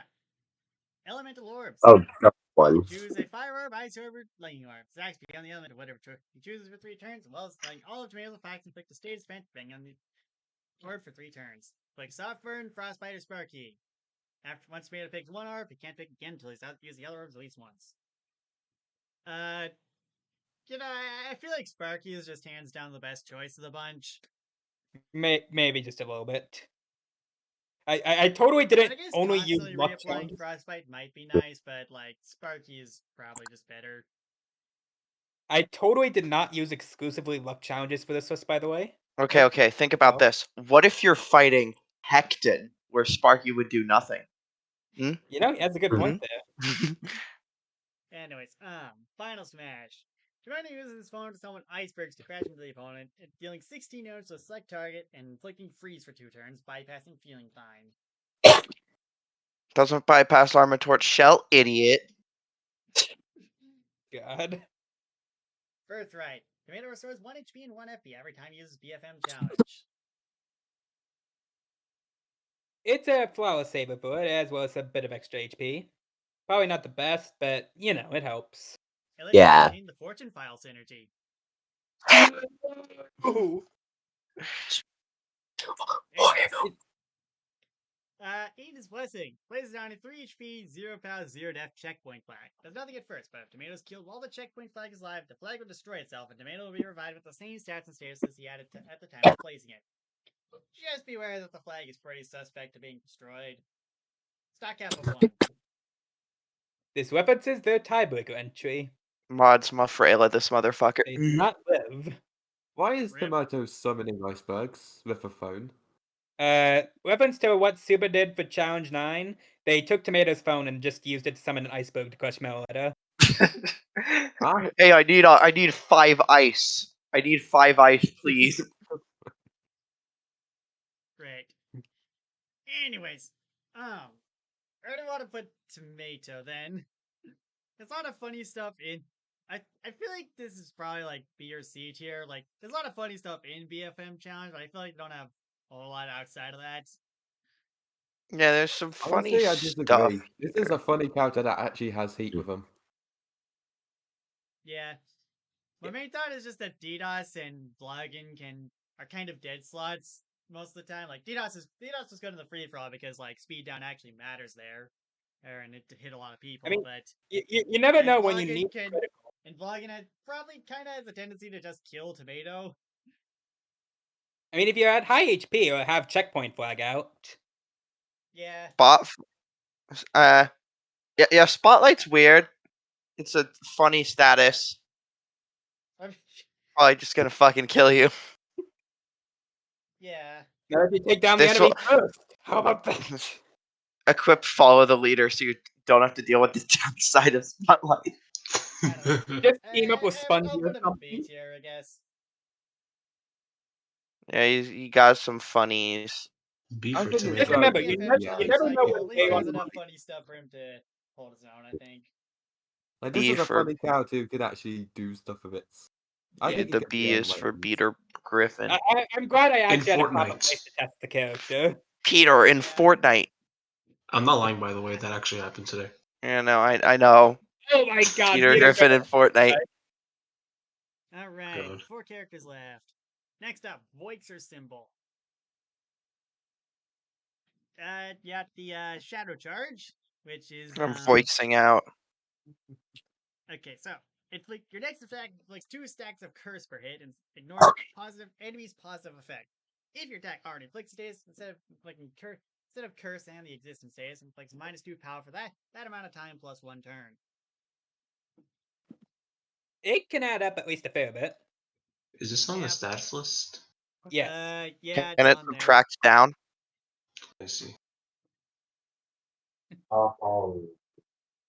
Void Ball / Void Beam. At base, Void's symbols cause a Void Ball at the opponent, which is simple projectile move deals 3 damage, inflicts -1 death. If he has a Shadow Charge, however, he may forfeit it to instead use Void Beam, which deals 4 damage and inflicts Compromise for 3 turns. It shuts the opponent down a little bit. Yep. Just a Yeah, little. compromise could be annoying. It is Yes. kind of weird that it loses the defense down, though. Yeah, I 'Cause, feel I like in mean, some cases defense you'd down rather is- have the -1 death, but I guess it's optional to use the Shadow Charge, so. It's I mean, not if you. with It's any not. type- It is optional, but if you don't do it, you're a pussy. It gets swapped to -2 POW, I believe, if you don't use the Shadow Charge to upgrade it. Alright, since Yeah, true. Alright, Shadow Charge will just. Yeah, funny how that works out. It is. Anyways, Shadow Cut / Shadow Strike. At base, it's a mega attack. If you have a Shadow Charge ever, you can forfeit it to just deal 9 damage. It's a lot. A lot of damage. Just a bit. Shadow Shield. 9 damage. Voice the symbol surrounds itself in darkness, giving himself a shield of 60 feet base. If he has a Shadow Charge, he can forfeit it to upgrade the shield, giving it +1 def, and makes contact and weapon attackers gain 2 stacks of curse. You guys remember what's the point, right? You're so mean. This came Die. before that. Give me some credit. Die. Don't care. In other Die. words, you're the one who came up with the badge. All right, let's Die. get him. Die. No. Die. Kill this guy. Mr. Electric Killer. Shadow Realm Customer Hit. Wakes the symbol grabs onto an opponent and sends him straight to the Shadow Realm, and then flies in after them. From there, he 1v1. Oh, like what we're doing the Chunko right now? Battle currently ongoing match. This What? battle takes place in a separate realm, with Voice the symbol healing 10 HP and FP before the match in the realm begins, as well as having their stats boosted by +1 down, +1 F, and having other moves be upgraded versions without needing Shadow Charges. Whoever A wins wee this bit battle of- return to the fight with the stats they had at the end of it, while the others removed from the fight entirely. Can't be using bosses if you're insane enough to try that. No. Real. 1v1 me, bro. You're a part of it. Yeah, 1v1 me, bro. I'm gonna win. I'd win. Birthright. When using Shadow Charge, Voice the symbol also gets +2 charge. And even his Damn. Birthright Probably just pretty gives good 2 to try Shadow that. Charges on the spot. Trolled, memed, pwned, gift. So, honestly, I think Voice the symbol is a pretty simple kid, but I think it's a pretty good one. Like, Shadow Charge Yeah. it's a simple idea, but like it does put some work in. Shadow Strike is very strong. Shadow Shield looks honestly painful to deal with. Just use projectiles. That's what I have What to is it say. with Well, even then, you it's and still a better defense being Bulgarian broken? shield. Yeah, It's I mean, better. it's a very strong shield already, and it kind of just fucks you over if you don't have projectiles. I lost my run. Womp womp. Wah, wah. Oh, Alright. They attempted to attack the Shadow Shield. Anyways. Next up, we've got Waluigi hat. It has the bandit Same cat. thing Wah, as wah. Bandit. It's got extra Hmm. coins to start with, and these are not normal coins. They are Wah. different. Yeah. The Monopoly money. Yes. We're just Wah. Stylish pose. Waluigi, he hat does a stylish pose for the audience. This causes them to toss coins up to him. Waluigi hat gets 10 coins in this move, plus 3 for HP point currently missing. With his station at 25 HP, he get an additional 24 coins from this move for a total of 34 coins. Waluigi hat will also get 4 coins for every unique status effect he has, good or bad. This move starts Okay, imagine this. as the battle Max level heart and soul. You can let Waluigi hat get the coins and needs to quickly plot out his moves. Okay, actually, I do have a Good at question previous for work heart with and it. soul. How would this work with heart and soul? Does it use your current HP before or after the move? Oh no. I never Yeah. thought of that. How could you forget heart and soul? You stupid. It Stupid. slipped my mind after the stupid Nova incident. Heart and Soul was a mistake, but it's our lovely little mistake that we will never ever abandon. Yeah, I can't believe it. I can't believe it. Waluigi hat doesn't know how heart and soul works. Anyways, tax fraud. Gives praise and money mitts for 2 turns. Tax fraud. This isn't Considering this will, Yoshi.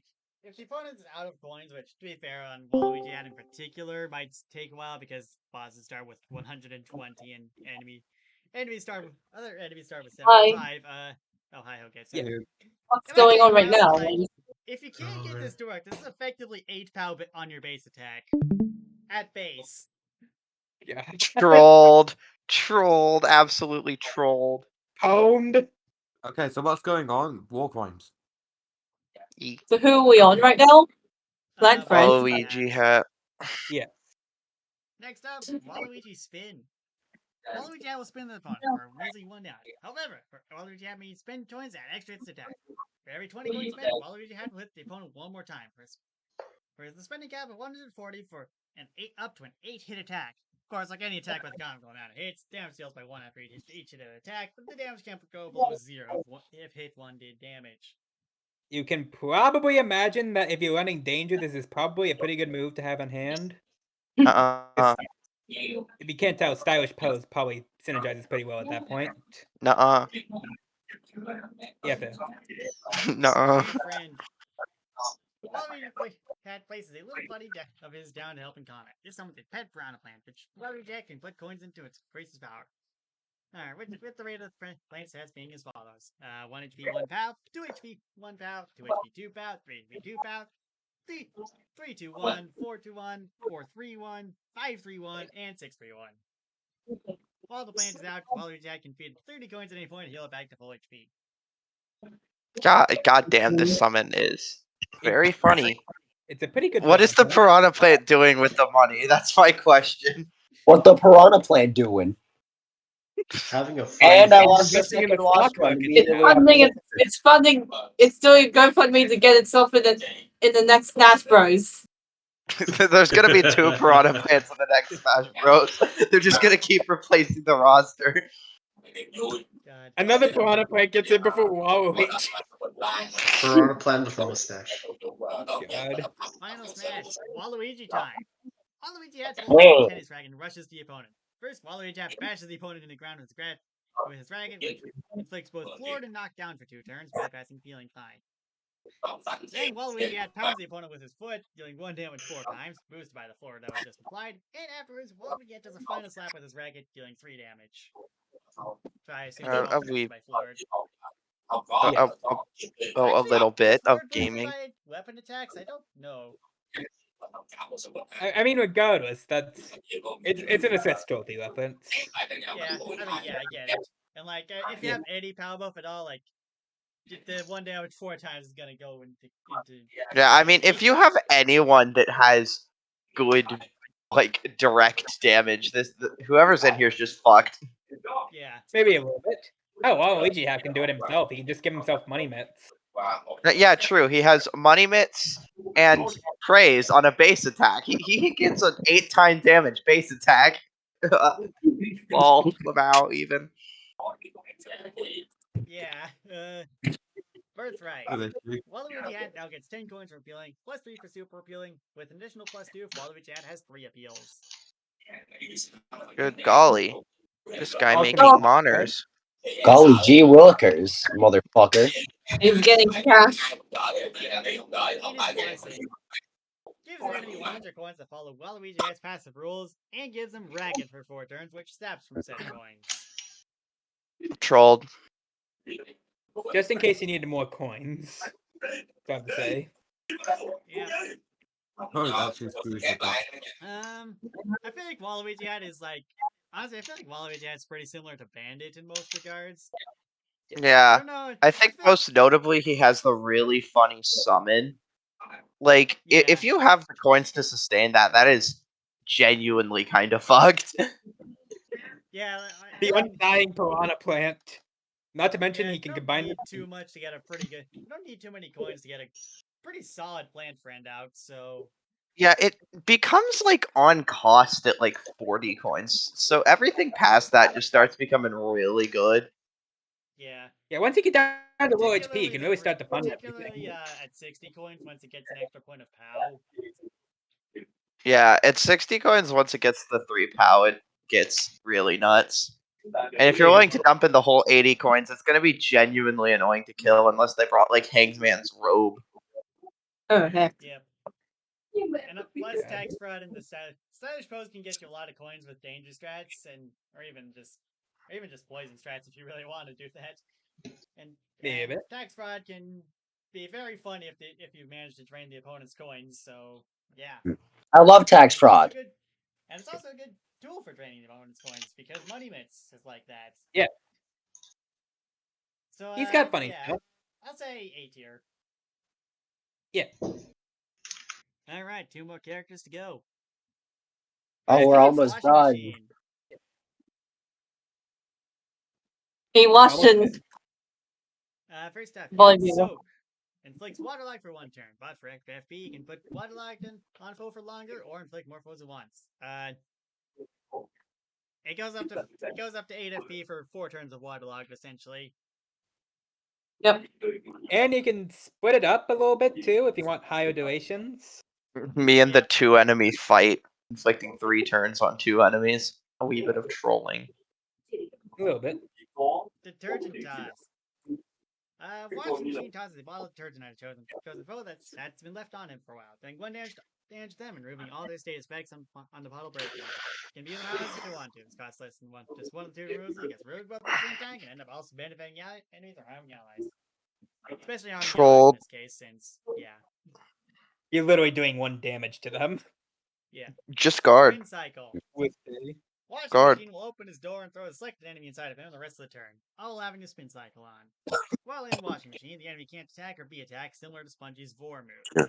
At the end of the turn, the enemy released from Washing Machine will be released from Washing Machine with full force, dealing 1 damage plus 1 for every person that moved after spin cycles used before the end of the turn, as well as inflicting 2 turns of dizzy. For boss enemies, this move instead consists of Washing Machine disorienting the enemy or spinning the mechanism in his machine very quickly, inflicting 3 turns of dizzy. Movie you theater. can probably imagine the potency in like the Soul Free Throw or something. Heals 0 HP and deals 0 fixed damage to a select target. You can also spend 3 FP to do 3 damage to an enemy and heal for 3 HP if you want to.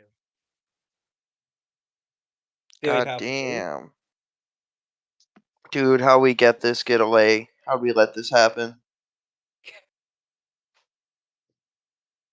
You can't keep getting away with it. He's grown too powerful. Anyway, Every final fucking smash. time. Washing Machine sets the stakes in the bags, and after rolling up the top speeds, open the door and unleashes a ton of soapy water into the battlefield. Deals 4 piercing damage to everyone, hits everyone's status effects, inflicts everyone with permanent, unremovable allergic. Washing Machine does not take damage from this move, and will ignore the allergic on everyone and applying any status effects. It turns everyone into Talos. You get to ignore that. By Talos. Yep. This can't be happening. Oops. All Talos. Birthright. You can now do another move and use popcorn or movie theater, either effect on the same turn. Amazing. Aiden's Blessing. Washing machine places down a 4 HP, 0 POW, 1 death popcorn card. While it is out, everyone on the field, including the opponent, can use movie theater, either effect, if they want to. Everyone will use movie theater in 2024. Crusade Sims movie Finally. watch party. What are we watching? What's the Crusade movie? A documentary on the pre-resets. Uh, That would The need a canon have documentary, to timer, be but with the fair. Crusade Sims instead. it was a normal pre-reset picture of Merrick until it wasn't. Inverts colors of image. No, LK and Caleb will walk across the road and Just notice the follows black that, faces I begin think. fighting each Anyways, other. where do we want to put washing machine? In the dryer, you fucking idiot. Okay, I think the Don't put main the thing washing machine is in the dryer, you. you Okay, could if for you're not a real. coward. Yeah, okay. Main thing I'm noticing is that Soak is like really good. Everything else is just kind of eh. Spin Cycle can get insane if you have like a billion summons out, I but will like note that it's That also one for the a ring then. Dizzy Inflictor. just I'm just have saying, accurate. everyone knows about this a lot, so I imagine it's probably somewhat good. Yeah, Spin Cycle does have a lot of damage if you have a bunch of summons, and yeah, I mean Dizzy's never not gonna be good. I'm But just saying, if B Washing tier Machine here. showed up to the Soul Free for all, yeah, something probably would have dropped in the first few turns. yeah, I'm thinking B tier. Waterlogged will never not be funny. Yeah, All we're at the right. end. And this time, Minecraft. we've got Yellow Apple. Oh, hey, we got the Uh, dedicated Yellow Apple main here. Iog. What do you think about this character? Why is I'll he keep myself yellow? muted, but Oh. I'll open up chat. Hey. As you can tell from multiple distortion event uses, I really like using this character for some reason. Oh yeah, I remember now. Yeah, nice character. Alright, so sword slashing. Deals 2 damage twice. Simple as that. What? No what? Block place. Places down a dirt block in Minecraft has a 3 HP shield that's not affected by status effects, but projectiles can pass over it. Yellow Apple can use this move again on target with a dirt block, non-protecting him to place another one on top of the previous. Adding 3 more HP to the shield, 5 HP with armor spreader, and allowing it to block projectiles. No more blocks can be stacked in the same shield before Yellow Apple can't reach high enough to continue building for a max of a 4 block stack, meaning said person can't receive more blocks until the current shield is destroyed. This potentially gets up to 20 HP if you keep spamming it. If you have And armor you spreader. have armor spreader. Yeah. Yeah. And also the opponent just decides, you know what? I'm gonna let that guy with a shield go. He's fine. Yeah. Also, We're too busy dealing with Juggy to deal with it. Surely the shield will quadruple in size. Strength Potion. Strength Potion. Giving him plus 2 power for 1 turn, and plus 1 power the next 2 turns afterward. If Yellow Apple has status plus equipped, status plus 1 increases the plus 1 power timer, status plus 2 increases plus 2 power timer, and status plus 3 increases the plus 1 power timer. If Yellow Apple has status charge equipped, double the timers of both power buffs. It's It, it's fine. I feel like it would probably be a better move if it was just plus 2 power for 2 turns, but like I see what you're going for here. admittedly speaking, probably, but it has its use cases. Yeah. I You mean, it's still fine, you know. It's not like a power buff's ever really gonna be bad, but Yeah. yeah. Heavy Anvil. Yeah, Yellow Apple pulls out a command block and calls for an anvil to fall on the selected target. 4 turns later, that target takes 12 damage. The anvil can't swap targets after being called, and is homing, so if it is called on a target that leaves the field or becomes untargetable on the turn of the state of the fall, the anvil will follow them and crush them in whatever dimension they're in, or ignoring whatever they're hiding behind. Or ignoring the fact they're invisible. Still dealing the 12 damage. The damage can still be stopped through invincibility or shielding, or can be reduced through damage reductionists on Yellow Apple at the time he uses the move. The person who Yellow Apple chose to target with the anvil isn't revealed until it actually falls on the opponent. Yellow Apple can still move while an anvil is queued, but can't use this move again until the current one does its damage. I feel like this is probably like I feel like this is debatably his best move because like sure, it's on a delay, but also you're only spending 4 FP for that 12 damage. Yeah, It's and hit it's the anvil button every few turns. it's and just- also like basically accurate. No, it's accurate. I think it's also piercing, though I might just be That's getting it's that not wrong. piercing. It just kind of always. Okay, yeah. It's just the weird thing is that it mentions that it can be reduced through damage reduction, but not through defense. That's just me being bad at wording. Yeah, you use more words. Good. Yeah, though it's usually 12 damage that will always be able to hit the opponent. Yeah, just click it Mm. every few turns, and then just keep slapping at them with like sword slash with strength. Click potion. anvil, click anvil, click anvil, click anvil. Anyways, and finally, we got the finals match. The negative virus, which got 2 whole statuses, mind you. Good. Literally nobody else could ever use. Regardless. I Well, mean, I Glitch could use them. has one of them. While in negative form, all of Yellow Apple's attacks inflict negative virus for 3 turns, with further hits not resetting the timer of the status effect. This form lasts for 3 turns. So, right, so that's the only effect he gets, but negative virus. After the status effect of this expires, via time running out, this effect doesn't trigger. The effect removes it. This becomes negative control. Bypasses feeling fine. Can be started through physical contact. The original inflictor / patients here and their allies are immune to this. Negative control. A character with this status effect joins the original inflictor's side in common, with the inflictor's controller saying what they do in the given turn from the FP cost the person taking control doesn't have FP. This status effect is permanent until a negative effect removal is used on a target, can be done through their former allies, or if the original inflictor is KO'd. Bypasses feeling fine. When any person with this status effect hits someone with a physical move, the target gets negative virus for 3 turns. If all enemies have negative control, the inflictor side automatically wins the match. So the weapons here is the Ouchie Sonic comics with the negative virus, or well, the metal virus. I see. You guys have seen that? I saw a video on it. I thought it was Wasn't that the IDW comics, or was it? It's IDW, yeah. okay. My bad. Regardless, they're both Sonic comics. Hi, Yes. local Sonic nerd here. It's IDW. Unfortunately, I don't read the comics enough. Rip. I watched a Anyways, video on it. I thought it was cool. Birthright. Yellow Apple's Stone Sword is upgraded to an Iron Sword, allowing it to do 2 hits of 3 damage.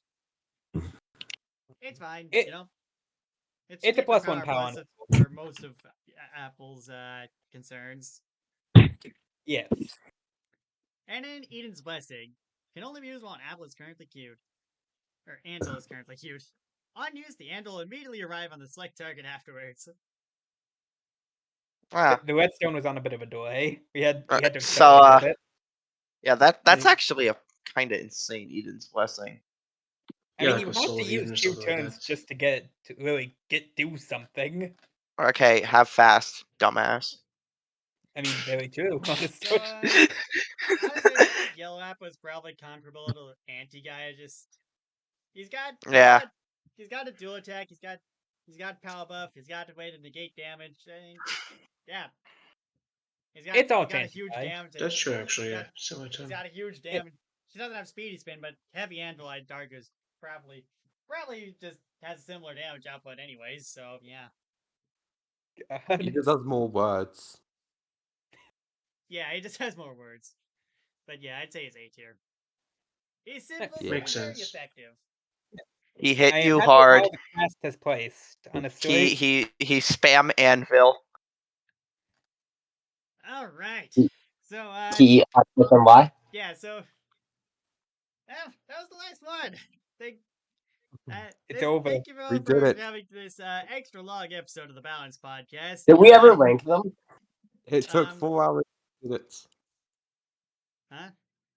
Did we rank them yet? Yeah. Yeah. Yeah, Okay, we've been sorry. ranking them as we've been going through. We're not. No, I mean this character We were specifically. not saving them for the end. I mean this character. Good. Yeah. Yeah, we put him in A Yeah, tier. right. He Okay, cool. clicked anvil. He kills you. Yeah, all right, yeah. Pretty easy. From what I, And yeah, for those wondering what the remaining 8 pages of this document are, it's every single status effect this document added, and also some And patch notes. What the fuck is this? It was a neat Look at picture. this document. There are words on it. You're Every not gonna time I read see it, them, makes me laugh. stupid viewers. So yeah. Also, there's a to-do list here. I How don't know long? what How you're long gonna does that do for do some of the this? RSUers, but I would like to see a chain chomp moveset. Yeah, Add that me. would actually Add probably me. be Add me cool. specifically. I mean, Yeah, you add are one face. of the debuters, so I would. You are the RSUers on here, so Face is Maybe. in win Add in my me. eyes. Only me. God. The entire doc is deleted. In its place is just face. Incredible. Real. No, True. don't delete the whole document. Just replace every single character with face. Yeah, don't even change all the names of the images, but don't actually change the movesets. So That would be the yeah, April Fool's joke. that was a solid 4-hour episode. Definitely the We longest. I one. now apologize for have the 2 hills I will die on. Coca-Cola bean apologize for the chocolate and month-long Yogi bean delay. buns. Yeah. Anyways, before TG dies on a hill, we should probably end this and get him Yeah. some medical attention. Yeah. Thank I'm you in all for severe watching. pain. I've been fighting Yogi for 200 turns. Help. Coca-Cola's at 15 pow. Thank you all for watching. This has been the RMK special, and come back next time when we look at quotes. And